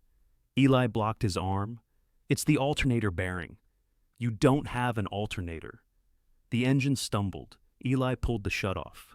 The noise stopped so suddenly the yard seemed to tilt around the silence. A thin smell of hot metal rose from the hatch. Thomas fitted the breaker bar to the crankshaft and leaned. It did not move. He repositioned it and tried again. Nothing. Sadie's van entered the yard 5 minutes later. She got out, saw the smoke hanging near the wheelhouse, and stopped. You started it. It had no oil pressure, Thomas said. Sadie climbed aboard and looked at the unfinished gauge panel. The warning circuit isn't connected. You left the light in place, Eli said. I left the light in place because the panel isn't finished. It didn't come on. It couldn't come on. You could have put a note on it. I told you not to start the engine. Wade stepped back from the hatch. Eli heard his own voice harden. Then, what exactly have I been paying you for? Sadie went still. The question remained between them, ugly and precise. She closed her toolbox. For work, she said, not obedience. Sadie, you wanted somebody to blame before the metal cooled. Congratulations. You found one. She climbed down, put the toolbox in her van, and drove away. Thomas removed the dipstick. The oil on it glittered faintly in the late sunlight. Eli stared at the metallic sheen. Behind him, Wade spoke quietly. That one was you. Eli climbed out of the engine room. Get off my boat. Wade did not move. Don't take another swing because the first one missed. I said, get off. I heard you. Then why are you still here? Wade looked at the dark engine hatch. The grin he had worn when the diesel caught was gone. Because that sound was oil starvation, he said. If Thomas forces the crank, you'll score it worse. You suddenly care? No. I suddenly know what I'm talking about. Thomas removed the breaker bar. He's right. That irritated Eli more than if Thomas had stayed silent.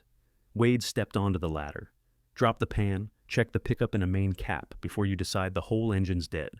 I know how to diagnose it. You knew how to start it too. Eli moved toward him. Tomas put one hand against Eli's chest.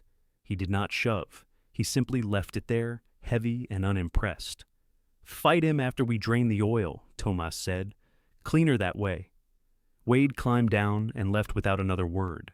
Eli stood above the hatch while Thomas arranged a drain pan beneath the engine. Neither man mentioned Sadie. The absence of her voice filled every part of the boat. The oil came out dark and warm. Thin streaks of metal swirled beneath Tomas's flashlight. They removed the lower inspection cover, then the pan. The pickup screen was clogged with softened sludge that had remained trapped inside the pump housing, despite Eli's cleaning. Thomas held it up. You inspected this? He asked. I flushed it. That wasn't my question. No. They removed the easiest main bearing cap. Its surface had been smeared bright along one edge. Eli sat back on his heels. Crank has to come out, Thomas said. How bad? Bad enough to stop asking until it's measured. I have to be in Savannah at 6, then go. I can't leave it open. I'll cover it. Eli looked at the stained bearing in Thomas's palm. You don't owe Dad this much. This isn't for Amos. The answer should have helped. It did not. Eli packed his tools and crossed the yard, with the mistake still hot in his chest. Sadie's shop stood dark at the edge of the harbor, but her van was parked behind it. The rear security gate dragged when he pushed it open. Sadie sat at a workbench inside, repairing a corroded switch panel beneath a bright task lamp. She did not look up when he entered. We're closed. I know. Then one of us has misunderstood the sign. Eli stopped 6 feet from the bench. Every clever opening he had considered in the truck sounded like an attempt to escape the plain one. I was wrong. Sadie placed a tiny screw in a magnetic tray. Yes. I started the engine after you told me not to. Yes. The warning circuit wasn't connected because the panel wasn't finished. which you had already explained. She looked at him now. This is going surprisingly well. I blamed you because Wade was standing there, and I didn't want to look stupid in front of him. You look stupid in front of everybody. It was very inclusive. I'm sorry. Sadie leaned back on the stool. Anger made her face still, not loud. You don't get to turn me into the person who failed you every time you're embarrassed, she said. Amos did that to people. Wade does it. You hate it when they do. I know. Stop saying you know. He closed his mouth. The task lamp hummed between them. I wanted the engine to run, he said finally. Wade brought the parts. He was watching. For 1 minute, it felt like I could make the whole will reading disappear. And what did I become in that minute? Someone in my way. Sadie's eyes dropped to the switch panel. That's the part you should be sorry for. I am? She turned the stool toward the bench again. I believe you. It was not forgiveness. Eli understood enough not to ask for more. He looked at the steel gate. Your bottom hinge is twisted. I know, I can fix it. I'll send a work order. That's fair. He reached the doorway.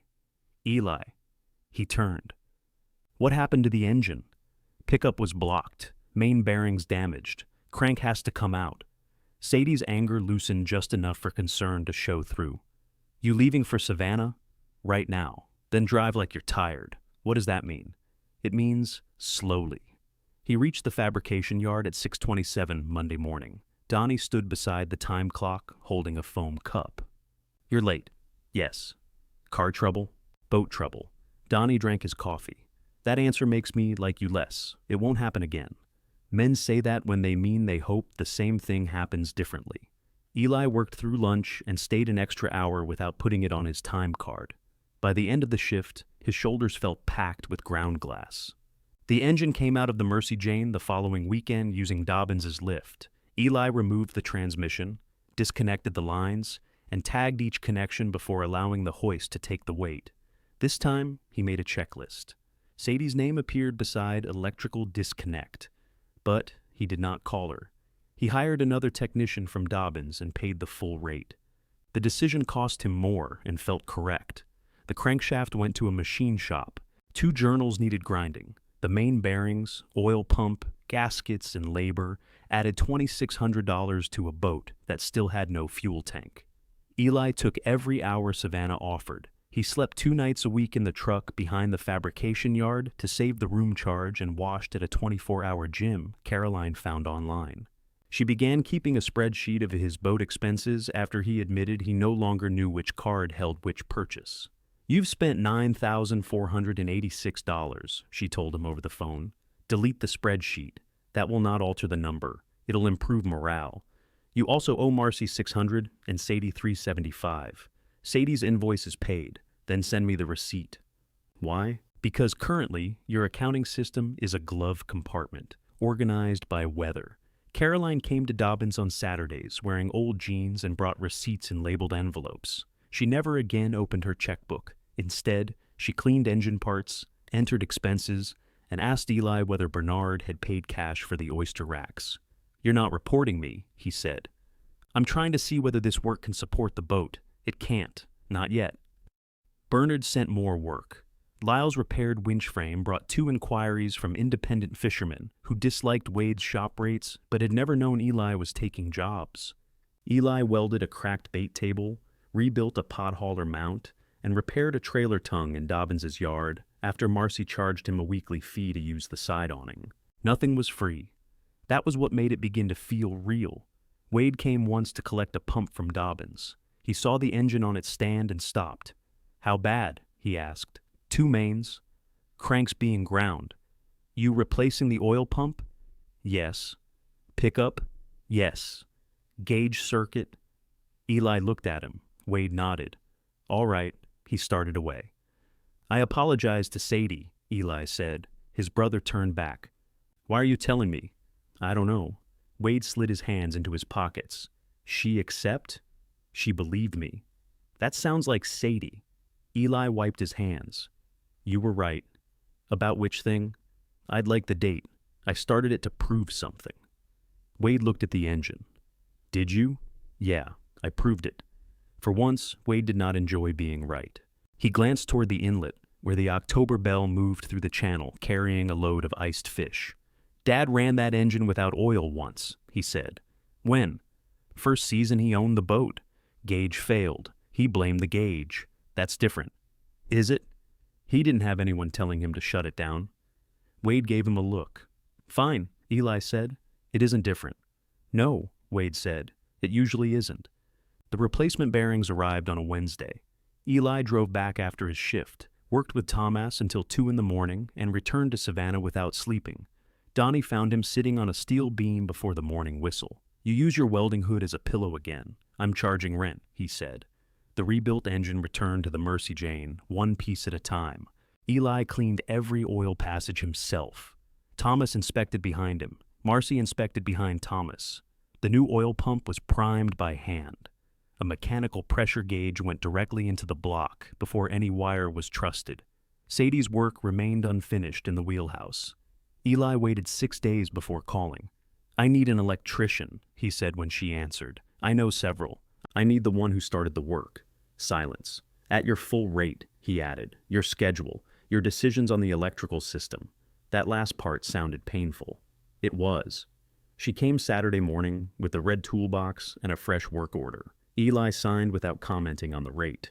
They worked without speaking about anything that could not be measured. Sadie connected the oil pressure sender, temperature sender, warning lamp, and shutdown alarm. Eli installed the cleaned injectors and bled the day tank lines. Thomas filled the raw water barrel. Before they touched the starter, Eli read the checklist aloud. Oil level. Confirmed, Tomas said. Mechanical gauge. Installed. Electrical warning light. Sadie turned the key. The red lamp glowed. Confirmed. Fuel shutoff. Free, Thomas said.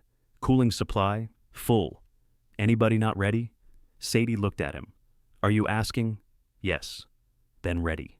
Eli cranked the engine with the fuel shut off until the mechanical oil gauge rose. 28 pounds. He stopped, waited, and cranked again. 31. Only then did he open the fuel. The diesel caught on the second attempt. It stumbled, coughed gray smoke, then settled into a rough, deep rhythm. The oil pressure needle held at 42. Cooling water pulsed from the exhaust. The temperature climbed slowly and stopped where it should. Nobody laughed this time. They listened. After 20 minutes, Thomas rested one hand on the engine block. She'll do, he said. Sadie shut down the test and began packing her tools. Eli followed her onto the deck. Thank you. You paid me. I know. She looked at him sharply. He caught himself. Right. The corner of her mouth moved. Dobbins launched the Mercy Jane 3 days later. The lift lowered her until the repaired hull met water and held it outside. Eli checked every compartment twice. The new bilge pump remained silent. He still could not afford a permanent fuel tank. A secured temporary tank fed the engine for the short return trip, with Thomas beside it monitoring every line. Eli stood at the helm. Sadie waited on B-Dock with Ruth and Caroline. Wade stood alone beside the packing shed. Eli advanced the throttle. The Mercy Jane crossed the inlet under her own power, scarred and mismatched, her engine sending its old low note across Bellwether Harbor. For the first time in 11 years, nobody had to tow her home. The Mercy Jane entered her old berth too fast. Reverse, Thomas said. I am in reverse, then reverse with conviction. Eli gave the throttle another touch. The engine changed note, the propeller bit, and the bow drifted away from the dock while the stern moved toward it. Sadie caught the line Eli threw and took a turn around the piling. Look at that, she said. It stops too. Feature cost extra. Ruth watched the repaired hull settle against Bernard's fenders. She checked the lines, stepped aboard, and disappeared into the engine room with a flashlight. Caroline stood close enough to Wade that they looked allied until Eli saw she had angled her body away from him. Ruth emerged, no water. That's traditional, Eli said. Temporary fuel tank stays secured. No passengers, no offshore work, and no pretending temporary means forever. Yes, ma'am. She stepped back onto the dock. Welcome home, Mercy Jane. Wade came close enough to hear the engine idle. His hands stayed in his jacket pockets. Still sounds rough, he said. Still runs. Some cylinders are carrying more than others. Good ear. Dad taught both of us. The sentence landed without deciding whether it was generous or territorial. Wade glanced at the fresh hull paint, the missing outrigger, and the new shore cord. How much? Eli knew exactly what he meant. Enough. That means too much. That means mine. Wade nodded once and returned to the packing shed. Eli shut down the engine. In the sudden quiet, metal ticked as it cooled. Caroline climbed aboard and turned slowly in the wheelhouse. It's less awful. I was hoping for flowers.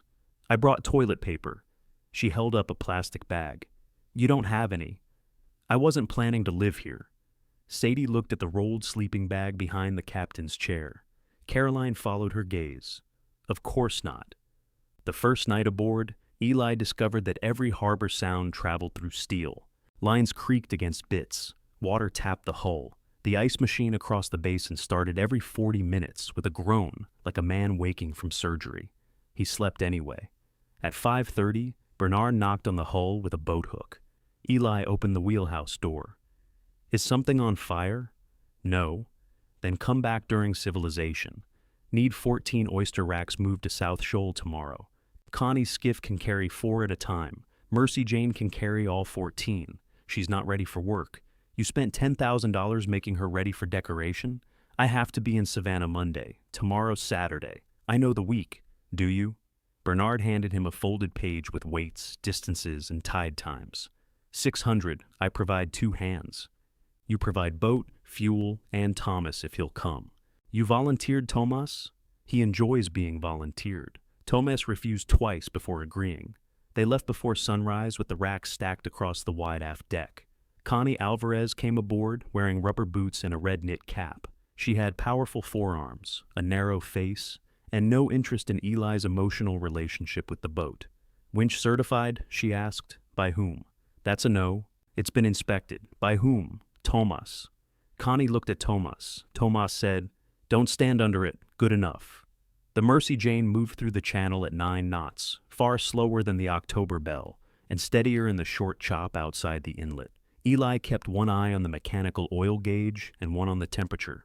Every small change in engine note tightened his shoulders. Thomas leaned against the wheelhouse door. You listen that hard, you'll hear problems that haven't happened. You said not to diagnose through fear. I say many excellent things. Nice to meet a listener. South Shoal lay behind a shallow bar. Newer deep draft boats avoided at low tide. The Mercy Jane crossed with room beneath her keel. Her wide deck let Connie and Bernard rig the racks without climbing over one another. The old winch groaned but lifted cleanly. By noon, all 14 racks sat in place. Connie looked across the deck. You hauling gear regular? I'm welding regular. That wasn't the question. Boat's not finished. Neither is mine. Still sends invoices. On the run home, Bernard handed Eli an envelope containing $600. Amos used to work this shoal, he said. I know. He pulled my boat off at once. Did he charge you? Not that time? That surprise you? Your father could be kind when nobody was watching. Then he'd spoil it by remembering later. Eli smiled despite himself. That sounds right. He'd have liked seeing this old thing moving. You don't know that. Bernard watched the bow lift through the chop. No, I guess I don't. After fuel and Thomas's share, Eli had $360 left from the job. It was more than he had expected and less than the boat needed. Caroline entered the numbers into her spreadsheet that evening. If you combine Connie's cage runs with Bernard's supply trips, the fuel cost drops, she said. Heard of boats before? I've heard of arithmetic. Dangerous hobby. Lyle needs ice and bait hauled to his south lease every Thursday. He currently sends his skiff twice. Why do you know that? I called people. You called customers? I called adults who have complained to me about this harbor for 15 years. You can't promise them anything. I didn't. I asked what they already pay to move. Eli looked at the columns on her laptop. None of the jobs was enough alone. Combined, they resembled a route. Wade sells most of them ice, he said. They can buy his ice and hire your boat. You think he'll see it that way? No. The temporary fuel tank made every trip awkward. Eli had to refill it often, and the return line sweated around one fitting no matter how carefully he tightened it. The old built-in tank still sat beneath the deck, empty and useless. A shop inland steam cleaned it and welded 2 visible pits for $600. They pressure tested it before returning it. Sadie examined the repaired seams. Replace it. It passed. At what pressure? More than it'll see in service. Pressure isn't vibration. A new tank is 1800, and a bilge full of diesel is what? Expensive. Also illegal. I'm aware. She stared at him until he corrected himself. I heard you. That's better. Eli installed the repaired tank. For a week it behaved. He completed 2 short jobs, returned to Savannah, and began calculating how many routes would pay for new steel deck plates. At 4:12 Monday morning, Ruth called. I smell fuel. Eli sat up in the Savannah motel bed, already knowing. Where? B-Dock. He drove north before sunrise. The repaired tank had split along a seam the shop had not touched. Diesel leaked into the engine room bilge, where absorbent pads Ruth had thrown down floated black and shining. Sadie was there in coveralls, moving contaminated pads into sealed drums. Eli climbed aboard. How much went out? None we can see, Ruth said. Pump was off before it reached the float. Sadie did not look at him. They drained the remaining tank into containers, wiped the bilge, and worked absorbent material into every low corner. The smell entered Eli's clothes, hair, and mouth. By noon, his head ached so badly the wheelhouse seemed to lean. His phone showed 6 missed calls from Donnie. Eli called during a break. You coming? Donnie asked. I'm 4 hours away. You were supposed to be here 6 hours ago. I had a fuel leak. On the boat, yes. Donnie exhaled. Machines hammered behind him. I like your work, Eli. I cannot schedule a man who may become a fisherman overnight. I'm not a fisherman. Then you lost a welding job for a hobby. I can be there tomorrow. I needed you today. Come get your tools by Friday. The call ended. Eli stood beside the Mercy Jane with the phone in his hand. Ruth closed one of the waste drums. You lose the job? Yes. Sadie removed her gloves. I'm sorry. You were right. I wasn't asking for that. I know. She raised an eyebrow. I mean, I heard you. That's improving. He laughed once, exhausted. The new tank cost $1,750 with delivery. Eli's cards had no room. His side jobs could not pay fast enough, and the Savannah check would end after Friday. The truck sold for $8,900 to a contractor who cared more about the welding rig than the mileage. Eli kept his hand tools and hood. After paying the truck loan, buying the tank, and settling the spill cleanup costs, he had $1,100 left. Caroline stared at the empty parking space beside the dock. You sold your transportation to fix your transportation. The boat gets better mileage. It goes 9 knots, traffic's light. She closed her eyes. How are you getting to welding jobs? Bernard offered his spare van when he isn't using it. Meaning what? Meaning it has 1 seat and smells like oysters. That is not an answer that improves with detail. The new aluminum tank fit through the aft hatch with half an inch to spare. Eli installed it with proper isolators, new lines, and a shutoff accessible from the deck. Sadie inspected the wiring and refused payment for the inspection because she had not touched a tool. That sounds dangerously like kindness, Eli said. It's a visual observation. Don't make it sentimental.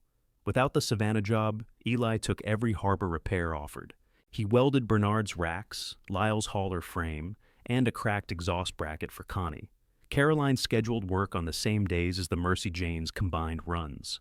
By the end of the month, Thursday's route carried ice, bait, replacement cage parts, and 3 sets of repaired gear out, then brought damaged equipment and empty containers back.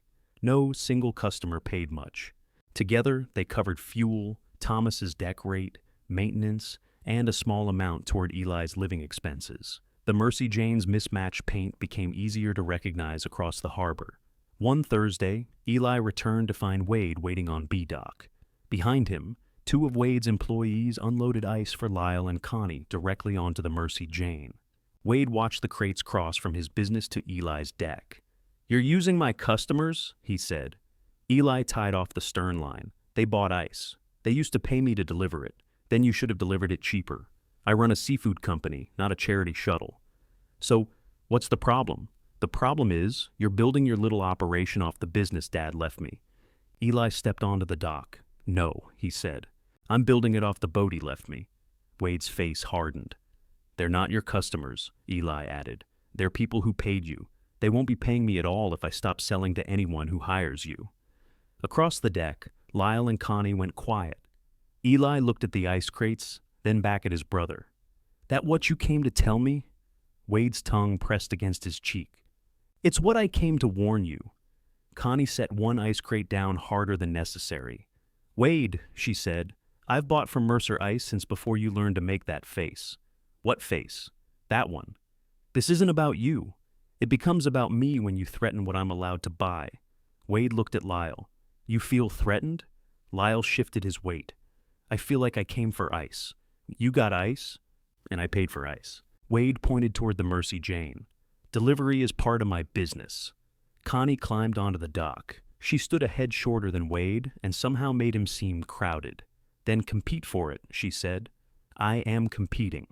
"No, you're standing between the ice and the door." One of Wade's employees pretended to adjust the same strap for the third time. Eli stepped between them before the argument could become permanent. "They've already paid. Let us finish loading." Wade's eyes remained on Connie. "After today, Mercer Ice sells dockside only to boats contracting delivery through us. Then I'll buy across the inlet," she said. "Moss Landing charges 30% more. Maybe they don't tell me who I can stand beside." Wade's tongue pressed against his cheek. He turned away from her and faced Eli. "I warned you. You threatened them.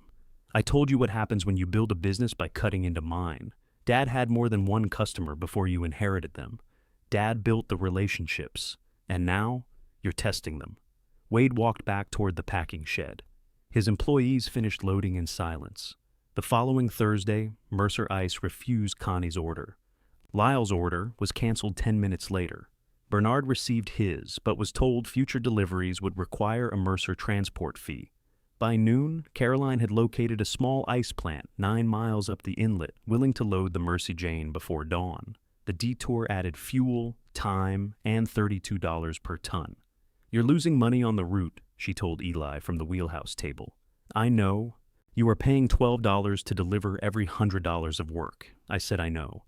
You say that to women right before making their jobs harder." Eli looked toward Sadie's shop. "You two having meetings?"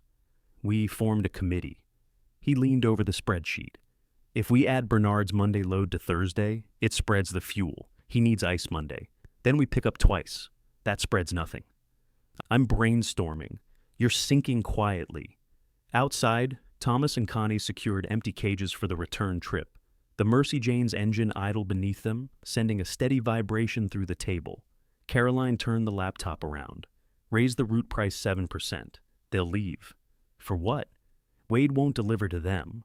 "That doesn't mean I charge because they're trapped. It means you charge what the work costs." "That sounds like Wade." "No, Wade charges what control costs. I'm asking you to charge for fuel." Eli looked at the total again. 5%, 7, 6. Caroline held out her hand. He shook it. "You enjoy this too much. I inherited a house with a leaking roof. Let me have something." The customers complained about the increase, then paid it. Connie paid first and told Bernard he was embarrassing himself when he argued over $4. The route survived. Wade's company did too. He still controlled the harbor's largest ice machine, bought more catch than anyone else, and owned the newest working boat.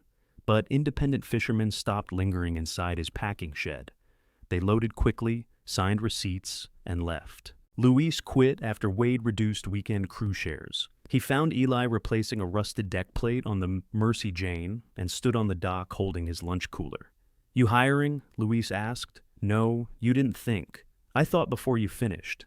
I can run winches. I know ice orders. I got 12 years on deck. I know who you are, Luis. Then you know I work. I can't afford you full-time." "I didn't ask full-time." Eli set down the grinder. "Why'd you leave Wade?" Luis looked toward the packing shed. "He cut shares and told me being loyal was worth the difference." "Was it?" "Not at the grocery store." Eli could afford 2 route days if Bernard, Connie, and Lyle committed for a month.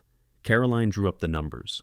Luis accepted the rate without bargaining and showed up 40 minutes early for his first shift. Wade came down to the boat before departure. "You poaching my crew now?"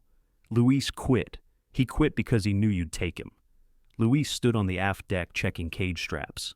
"I quit because you cut my pay. I cut everybody's weekend share. That did not improve it." Wade looked at Eli. You have no idea what it costs to employ people. I'm learning. With my people. Luis climbed down from the deck. You say my people one more time, I'm billing you for storage. Wade stared at him, hurt flashing beneath the anger. He had worked beside Luis for years. That history did not disappear because payroll changed. I kept you working through 2 bad seasons, Wade said, and I stayed through 3. I gave you advances. I paid them back. I thought that meant something. It did, Luis said. Then you priced it. Wade left without answering. The Mercy Jane's combined routes grew slowly. She hauled oyster cages, bait, ice, repaired frames, and the occasional disabled skiff. Her shallow draft let her enter cuts the October. Belle could not. Her deck was broad enough to combine loads that had once required 3 smaller trips. No one mistook her for beautiful. Rust returned through the cheap primer along the wheelhouse corners. The repaired outrigger was still lying at Dobbins because Eli could not afford to reinstall it. The captain's chair pinched through the split vinyl if he sat wrong, but the engine started each morning. Eli slept aboard, cooked canned soup on a single burner, and learned which shower at Ruth's office stayed hot longest. He kept invoices in a waterproof box Caroline labeled Business Records, then added Not Glove Compartment beneath it. One evening, Sadie left a work order on the chart table. Security gate repair, it read. Customer will pay normal rate. Customer will not accept emotional discount. Eli fixed the twisted hinge the next afternoon. Sadie stood beside him while he aligned the gate. You're crowding me, he said. You once welded a bracket crooked because nobody crowded you. That was 9 years ago. The bracket remains crooked. He finished the weld, ground it smooth, and swung the gate. It closed without dragging. Sadie tested it twice. Acceptable, she said. Careful. Somebody could mistake that for praise. She paid his invoice from her business account. Then she took 2 sandwiches from the shop refrigerator and handed him one. Is this taxable? He asked. It's turkey. They ate on overturned buckets outside the shop. The harbor turned copper beneath the lowering sun. Across the basin, Wade stood on the October Belle's stern, speaking with one of his remaining deckhands. Sadie watched him. His hydraulic pump is whining, she said. You looked at it? He asked for an electrical inspection last week. I heard it when they tested steering. What did you tell him? To get the pump checked. Did he? He told me it was always loud. Eli listened across the water, though the engine was off. That's what Dad said, he murmured. Sadie peeled the crust from her sandwich. Amos came into my shop with the old breaker panel last winter. Eli looked at her. He set it on my bench and asked whether it could be repaired. I said yes, but it would cost more than replacing it. He said you would have told him the same thing. What did you say? I asked why he didn't call you. The sun slipped behind the packing shed roof. Sadie folded the sandwich wrapper into smaller squares. He said if he called, you'd think he needed you. What was wrong with that? I asked him that too. And? He called me disrespectful and left. Eli let out a breath through his nose. There he is. He did need you. He needed an electrician. He asked me whether you still traveled with your welding rig, whether you were working shipyards, whether you'd kept your certifications. He could have asked me. Yes, he chose not to. Yes. Sadie did not dress the facts in forgiveness. Eli was grateful for that. He wasn't restoring the boat for me, he said. I don't know who he was restoring it for. Maybe himself. Probably. They sat until the mosquitoes found them. The first month Caroline's route spreadsheet ended above 0. She printed it and taped it inside the wheelhouse. Net operating income, $684. Eli stared at the number. I've had rent higher than that, he said. You don't pay rent. I sleep beside a diesel engine, which you own. I also own its noise. Caroline pointed at the page. It covered fuel, maintenance reserve, Luis, Thomas, insurance, and your draw. My draw bought soup. Premium soup? Store brand? It's working, Eli. Before he could answer, Wade entered the wheelhouse and tore the page from the wall. Caroline snatched it back. What is wrong with you? You're doing his books now? I'm helping. You're supposed to be handling Dad's final accounts. They're almost closed. Mine aren't. You have a bookkeeper. I have a woman who comes Tuesdays and thinks fish are disgusting. She has other strengths. Wade looked around the wheelhouse. This is what you two do now? Sit in Dad's boat and count how much business you pulled out of the shed? Eli stood. Nobody asked you aboard. Wade ignored him. Caroline, the compressor's due. October, Bell needs work. The packing line is short, 3 people. Then fix those things, she said. With what? The business revenue. Revenue he's cutting. Eli made $684. He made relationships. The money follows. The anger left Wade's face so briefly that what remained looked frightened. You think I don't know that? He said. Caroline's expression softened. Then stop making people choose. Wade turned toward Eli. Quentin Shaw offered us a $1,200 Outer Banks delivery Saturday. Ice, cages, replacement line. Your little group bid it first. We quoted $1,400 because the weather window's tight. I quoted 11. You'll lose money. I already have the ice. The October Bell draws too much for Shaw's inside cut. We'll use the outer channel. Sadie's warning about the hydraulic pump returned to Eli. Get your steering checked, he said. Wade laughed. You don't get to inspect my boat because yours finally floats. The pump's whining. It's old. So was Dad's. The words stopped Wade. Eli stepped closer. You remember what happened. I remember getting us home. Get it checked. I've got a mechanic coming next week. Do it before Saturday. Wade backed out of the wheelhouse. Enjoy your $600. Rain began Friday night. By morning, the forecast had moved the worst wind earlier. Ruth posted a small craft warning beside the fuel dock. Bernard postponed his rack trip. Connie canceled her outer lease run. Across the harbor, the October Bell's engine started. Eli came onto the Mercy Jane's deck barefoot and saw Wade loading the last cages beneath a blackening sky. He shouted across the water. Wade! His brother looked over. Don't go. Wade untied the stern line. The hydraulic pump answered with a thin, familiar whine. Wade! The October Bell's stern moved away from the fuel dock. Wade stood at the helm with one hand on the throttle. Rain darkened his jacket. Behind him, 2 deckhands secured Quentin Shaw's cages beneath a tarp, while ice containers filled the center of the deck. Eli ran barefoot along B-dock. Wade shut it down. His brother opened the side window. Put shoes on. The steering pump. It has pressure. It's whining. It's been whining 3 years. So was Dad's before it failed. Wade looked toward the channel. The water beyond the breakwater had gone dark green under the weather. Shaw has 6 men waiting on that delivery, he said. They can wait. I gave him a time. You also gave him an $1,100 price for a $1,400 run. Go count your soup money. The October Bell's bow cleared the dock. Eli walked faster, keeping pace. Use the inner cut. Too shallow. Then don't go. Wade pushed the throttle. The engines rose, drowning Eli's voice. The October Bell turned toward the harbor mouth, its bright hull already blurred by rain. The thin hydraulic whine traveled after it. Sadie came out of her shop, pulling on a rain jacket. He left? Eli stopped at the end of the dock. Yeah, with the pump like that? Yeah. Ruth stood outside the harbor office, listening to the weather radio through an open window. Winds 22 at the sea buoy, gusting 30. He'll be back before the worst of it, Sadie said. He'll tell himself that, Eli replied. Thomas arrived carrying a grocery bag and looked toward the empty channel. Mercy Jane fueled? He asked.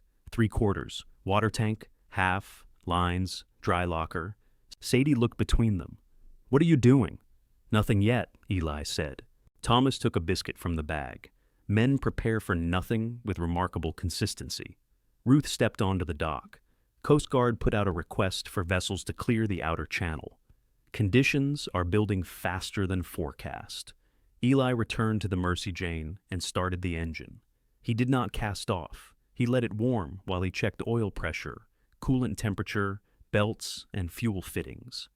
Thomas inspected the taw line and laid it across the aft deck in long, clean loops. Sadie disconnected shore power without being asked. You're not coming, Eli said. Who said I was? You unplugged the boat. I prefer storms without electrical fires. She stepped aboard carrying her red toolbox. Eli looked at it.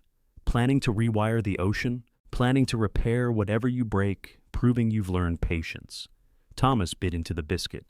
Bring the crimpers. Sadie raised the toolbox. They're in the box marked crimpers. Organization is distrust wearing labels. Eat your biscuit. For an hour, nothing happened. The Mercy Jane idled against her lines while rain swept the harbor in gray sheets. Eli stood inside the wheelhouse with the VHF, turned loud enough to hear through the engine. Ruth called the October bell twice. Wade answered both times, reporting normal operation and poor visibility. At 10:12, he reported the delivery complete. Returning Bellwether by outer channel, Wade said over the radio. Ruth replied, "Wind 34, gusting 41 at the buoy. Advise remain at Shaw's Dock until passage improves. Shaw's Dock is exposed, so is the Atlantic. We're already underway." Eli closed his eyes. Thomas sat on the chart table edge, rolling an unlit cigarette between his fingers. He had quit smoking 6 years earlier and carried the same cigarette in a plastic tube for storms. "Say it," Eli told him. "Won't help. Say it anyway. Your brother's an ass. Thank you." At 10:40, Wade's voice returned. "Bellwether, October bell, hydraulic pressure fluctuating." Eli took the microphone before Ruth answered. "Wade, reduce speed. Get Wade aft of the bow and check the reservoir." A burst of static followed. "October. Bell, did you copy?" "I copied," Wade said. "I'm speaking to the harbor. The harbor knows you're an idiot. I'm providing technical support." Sadie came beside Eli, listening. Wade's voice tightened. "Reservoir's full. Temperature's high. Steering responds port, slow to starboard. Bypass valve sticking. Can't tell. Use the emergency tiller before you lose all pressure. We're 4 miles out in this sea." "Exactly." One of Wade's deckhands spoke in the background. Eli could not hear the words. Then Wade said, "We can make the channel." Thomas rose. Eli handed the microphone to Sadie and stepped onto the deck. Ruth stood beneath the office awning, one hand cupped around her ear. "You heard?" Eli shouted. She nodded. "Rescue station has a boat working a disabled sailboat south of the Cape. They're turning another crew out now. October. Bell doesn't have that long. You don't know that. I know the pump." Ruth's eyes went to the Mercy Jane.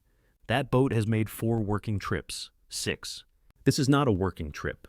"No." The wind shoved at Eli's back. The repaired lines creaked against the pilings. Ruth came down the dock. "You go outside that breakwater. You obey the radio. You don't become a second problem. I won't. You cannot promise that." "No." She stared at him, rain running from her silver hair into her eyes. "Then promise you'll turn back if Thomas says turn back." Eli looked at Thomas. "That seems dangerous," Thomas said. "I enjoy authority." "Promise," Ruth said. "I promise." Sadie took the forward line off the piling. Eli caught her wrist. "Stay here." "No. This isn't electrical. It becomes electrical when the winch loses power. Thomas can run it. Thomas has 2 hands. You have 1 brother. Stop wasting time counting." He let go.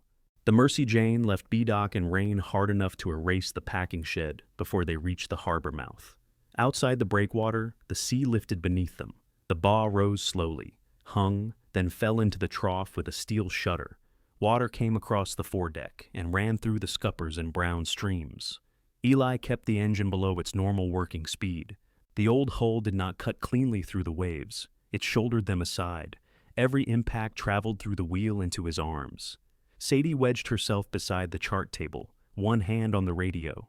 Thomas clipped his safety line to the aft rail and checked the tow gear again. "October."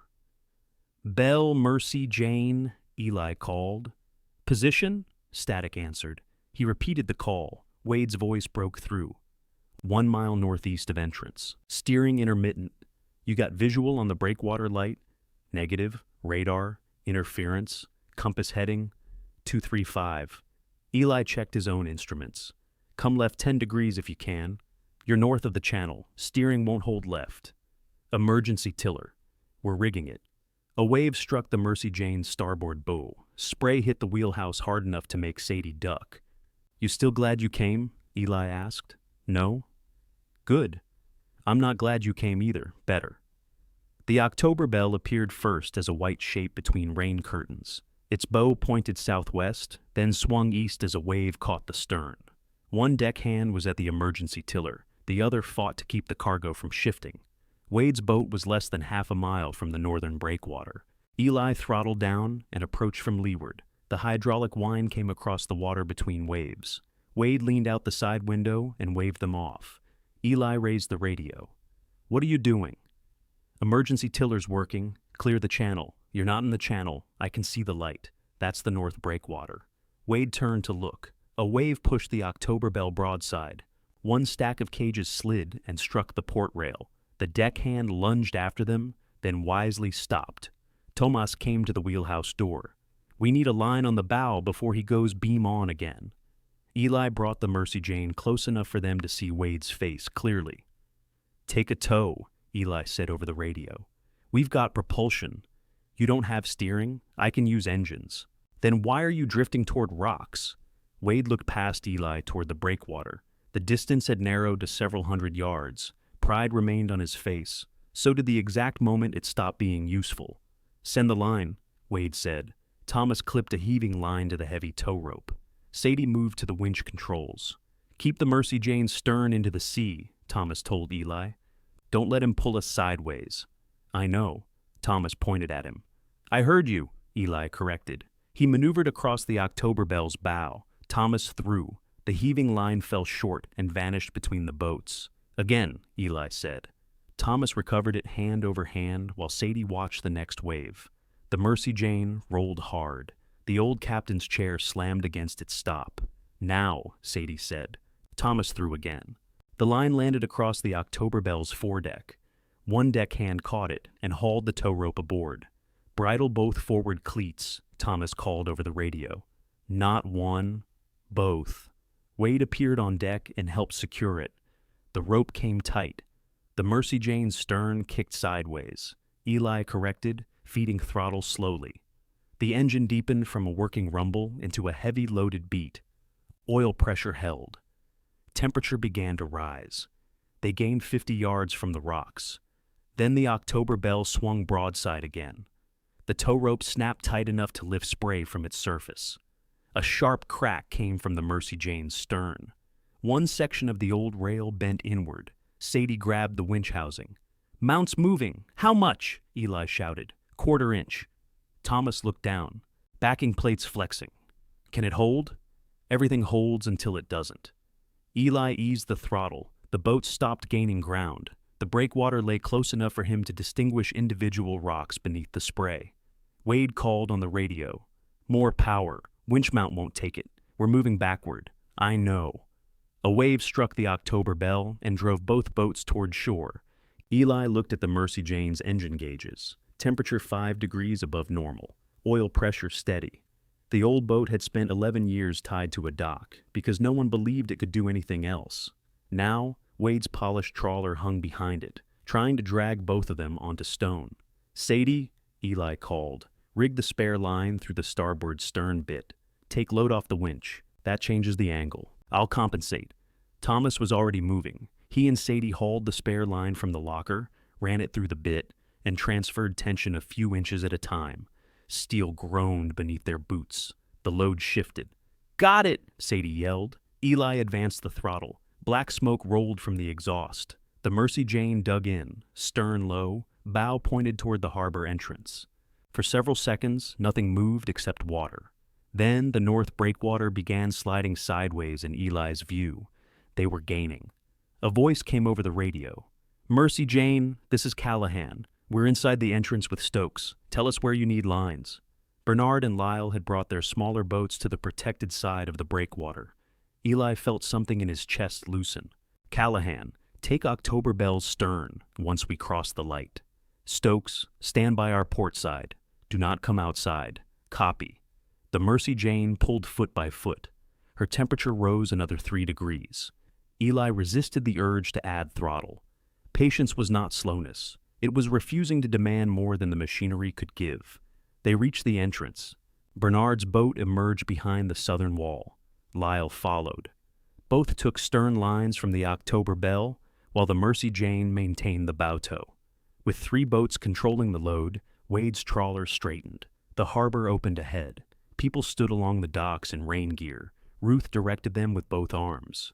Luis waited on B-dock beside Caroline, each holding a line. Eli brought the Mercy Jane toward the emergency berth. The engine's deep note echoed off the packing shed. Wade's crew secured the October Bell first. Bernard and Lyle released their lines. Eli reduced throttle until the heavy tow rope sagged between the boats. Sadie disengaged the winch. For a moment, nobody moved. Then the October Bell's hydraulic pump gave one final thin scream and went silent. Wade climbed across to the Mercy Jane before Eli could stop him. He entered the wheelhouse soaked through, one hand bleeding where a line had burned his palm along the old scar. Eli shut down the engine. Outside, Thomas and Sadie secured the boat. Voices traveled along the docks, asking who was hurt, what had broken, whether the cargo had survived. Inside the wheelhouse, the brothers stood facing each other in the sudden quiet. Wade looked at the oil pressure gauge, the labeled switches, and the rust still showing beneath the new paint. "You came out," he said. Eli could not tell whether it was gratitude or accusation. "You were drifting into a breakwater. You could have lost this boat. Yes. For me. No." Eli looked through the rain-streaked window at Thomas, Sadie, Bernard, Lyle, Luis, Caroline, and Ruth working the lines. "For everybody who would have had to come after you." Wade followed his gaze. The answer hurt him. Eli saw that too. Wade wrapped his bleeding hand in a shop rag. Then he looked down at the deck his father had once stood on, and his face folded in a way Eli had never seen. "I couldn't make it turn," he said. "I did everything, and it wouldn't turn." Eli thought of a 19-year-old Wade holding an emergency tiller for 6 hours while Amos told him not to baby his hand. This time, he did not say he had warned him. He took the first aid kit from beneath the chart table and set it between them. "Give me your hand," Eli said. Wade looked at the first aid kit. "It's fine. You're dripping on the deck. It's already rusted. Blood doesn't help." Wade held out his left hand. The new rope burn crossed the old scar almost exactly. Eli rinsed it with bottled water, picked 2 strands of line from the torn skin, and wrapped the palm in gauze. When Eli tightened the bandage, Wade flinched. "Don't baby," he began. Both men went still. Amos had used the phrase so often that it seemed to have climbed into Wade's mouth without permission. Wade looked away, not too tight. Eli loosened the wrap. Outside, Caroline called for more absorbent pads. One of Wade's deckhands had opened the October Bell's engine hatch, and a wet tarp slapped against the damaged rail. Quentin Shaw's cages were piled crooked but intact. Several ice containers had broken loose. Meltwater ran through the scuppers. "What happened before the steering went?" Eli asked. "Pressure dropped twice. Came back when I reduced speed. And you kept coming. Shaw's dock was worse than the channel. You could have stayed tied. With the wind pushing us against his pilings, you could have called." Wade studied the bandage. "I did call. You reported a fluctuation. I knew you were listening. That isn't the same." "No."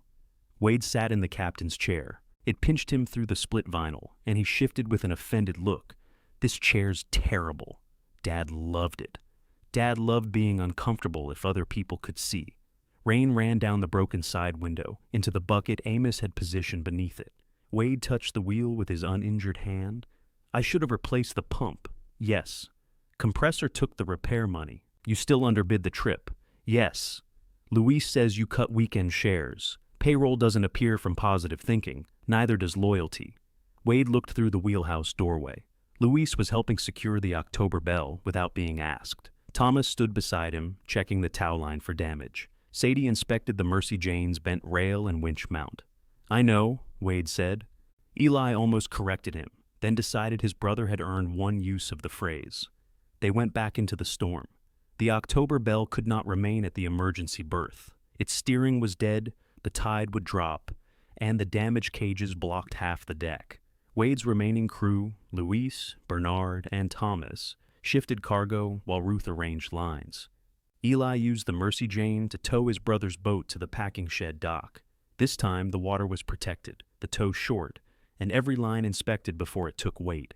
Wade stood at the October Bell's bow. When the tow tightened, he did not wave instructions. He let Eli work. By evening, the worst wind had passed. Broken reeds, plastic crates, and one red fuel can floated in the basin. Nobody had been seriously hurt. Quentin Shaw's delivery was late, wet, and incomplete. He paid Wade only for the supplies that arrived usable and hired someone else for the return trip. The Mercy Jane's starboard stern rail had folded inward. The winch backing plate had stretched 2 bolts and cracked a weld beneath the deck. Her engine had run hot, but stayed within limits. The heavy tow rope was ruined. Eli wrote every loss down. Why? Caroline asked. They sat inside Amos's kitchen the next afternoon. The cabinet above the sink still hung crooked. Rain tapped the windows, and 3 pots caught water beneath a leak in the back room. Because the boat didn't rescue anybody for free, Eli said. Wade's insurance might cover. I'm not waiting on that. Wade entered carrying 4 cups of gas station coffee. His left hand was freshly bandaged. He gave 1 cup to Caroline, 1 to Eli, and kept 2. You expecting company? Caroline asked. They were 2 for $3. You still have 2. I didn't say it was a good deal. He sat at the same table where Amos had eaten breakfast every morning, always in the chair facing the harbor. Wade took that chair without seeming to notice. I've been thinking, he said. Caroline opened her laptop. Never announce that. The delivery operation and Eli's routes overlap. We're buying ice at Mercer, then hauling it across the inlet because he won't use my transport. You wouldn't sell to his customers, Caroline said. That was before he towed your boat home? Wade's face tightened, before conditions changed. Eli drank the coffee. It was bad enough to reveal Wade had not tasted either cup before buying 2. What are you proposing? He asked. Bring the Mercy Jane under Mercer Seafood. We supply ice, fuel, the packing shed, and customer accounts. You run the routes and repair side. Caroline handles books. For what share? 40% to the company. Eli laughed. 35, Wade said. No, you haven't seen the numbers. I don't need to. You're sleeping on a boat, my boat. You sold your truck, my truck. You have 1 good month and think you built a company. No. I have 1 good month and know exactly how easy it is to lose one. Wade put both coffees in front of him. This makes sense. For you. For all of us. Dad built 1 business. We're tearing it into pieces because nobody wants to admit the obvious. Caroline closed her laptop. The obvious being that you should own the pieces? I didn't say own. You said 40%. 35. Eli reached into his jacket and placed Wade's old business card on the table. It had softened from weeks in the damp wheelhouse. You offered me $800 for scrap. I was trying to save you money. You were trying to make the problem disappear. Fine. Yes. I thought the boat was worthless. You thought I was, too. Wade looked at him. The kitchen seemed to settle around the words. Water struck one of Caroline's pots with a hollow plink. I didn't think you were worthless, Wade said. You laughed. So did you. At the boat. So did I. You offered less than you offered Thomas for his skiff. That was an opening price. It was a judgment. Wade rubbed his bandaged hand against his thigh. Dad wouldn't let me scrap her. Eli waited. 2 years ago, I told him the berth and maintenance were stupid. I said we should haul her before she sank. He told me to stay away from her. Why? He said she wasn't mine. That didn't answer the question. I asked who she was for. Wade's voice grew quieter. He said, Eli knows where the bad steel ends. That was all. Caroline looked at Eli. The crooked cabinet, the leaking roof, the 2 for $3 coffee, and Amos's empty chair remained exactly what they were. The sentence did not turn his father into a man who had apologized. It did not return a call Amos had refused to make. But Eli could hear him saying it. Not Eli will love her. Not Eli will forgive me. Eli knows where the bad steel ends. He could have told me, Eli said.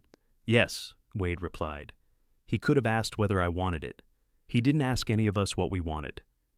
Caroline glanced at the pot in the back room. Strongly confirmed. Eli turned the business card over. I'm not bringing the Mercy Jane under Mercer. Wade's jaw shifted. I'll buy ice from you at the same posted price as anyone else, Eli continued. I'll haul for your customers if they hire me. If you need the October Bell moved, repaired, or supplied, I'll invoice you. So, we're strangers with contracts. No, strangers are easier. Caroline hid a smile behind her cup. Wade looked from one of them to the other. And Luis? Luis works for me 2 days a week. What he does the others is his decision. You want me to beg him back? I want you to pay people enough that they don't need loyalty to cover groceries. Wade pushed 1 coffee toward Eli. Take this. It's terrible. I have one. Yours is cold. Eli accepted the 2nd cup. That was the agreement they reached. The October Bell remained tied up for 5 weeks. Wade replaced the steering pump, repaired the rail, and lost 2 delivery contracts while the boat was idle. He kept the packing shed and ice business running, but he stopped pretending every service had to carry the Mercer name. Luis returned for 2 shifts a week after Wade restored the old share rate. He continued working the Mercy Jane's Thursday route and refused to call the arrangement reconciliation. The storm repair on the Mercy Jane cost less than Eli feared and more than he had. Bernard supplied the new tow rope at wholesale. Lyle traded 2 winch plates for welding on his trailer. Marcy repaired the bent rail and charged every hour. Sadie replaced the strained winch wiring and added a proper shutdown circuit. When Eli received her invoice, a second page was attached. It outlined a working partnership between Sadie's marine electrical shop and Eli's transport and repair routes. The Mercy Jane would carry parts and collect disabled equipment from the outer leases. Sadie would provide scheduled electrical service, maintain the boat's critical circuits, and share revenue only on joint jobs. Costs, tools, responsibilities, and exit terms filled 2 pages. "You wrote exit terms before we started," Eli said. They stood inside her shop beside the gate he had repaired. "People behave better when doors work both ways." "What about sandwiches? Not business expenses. Caroline will challenge that." She helped write it. He signed. Sadie checked the signature, set the pages aside, and kissed him once. It was brief and unannounced. Eli stared at her. "That wasn't in the agreement," he said. "Separate arrangement. Written terms. Still negotiating." By early spring, the Mercy Jane ran 4 combined routes each week. The deck plates no longer flexed. Her wheelhouse wore a coat of working gray paint that did not match the darker hull. Eli replaced the broken window, but left one section of rusted railing near the stern untouched. Caroline noticed.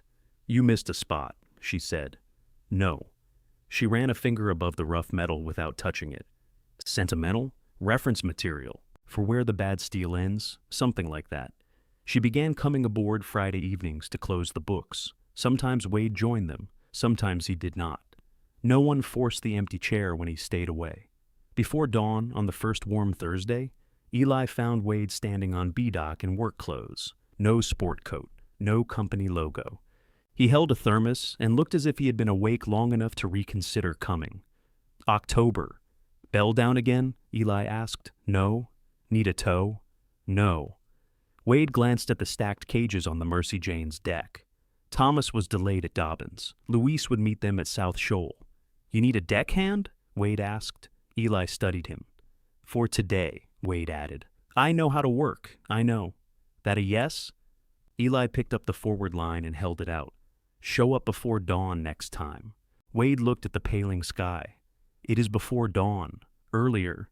He took the line. Sadie stepped aboard carrying coffee and inspected Wade as if he were unfamiliar equipment. Caroline stood on the dock with the route sheet and shook her head at all of them. Eli started the engine. The old diesel settled into its deep, steady rhythm. Wade cast off the bow. Sadie released the stern. The Mercy Jane moved away from Bellwether Harbor under her own power, patched hull meeting the morning tide. Eli stood at the wheel while the people he had chosen worked the deck behind him. The harbor opened ahead.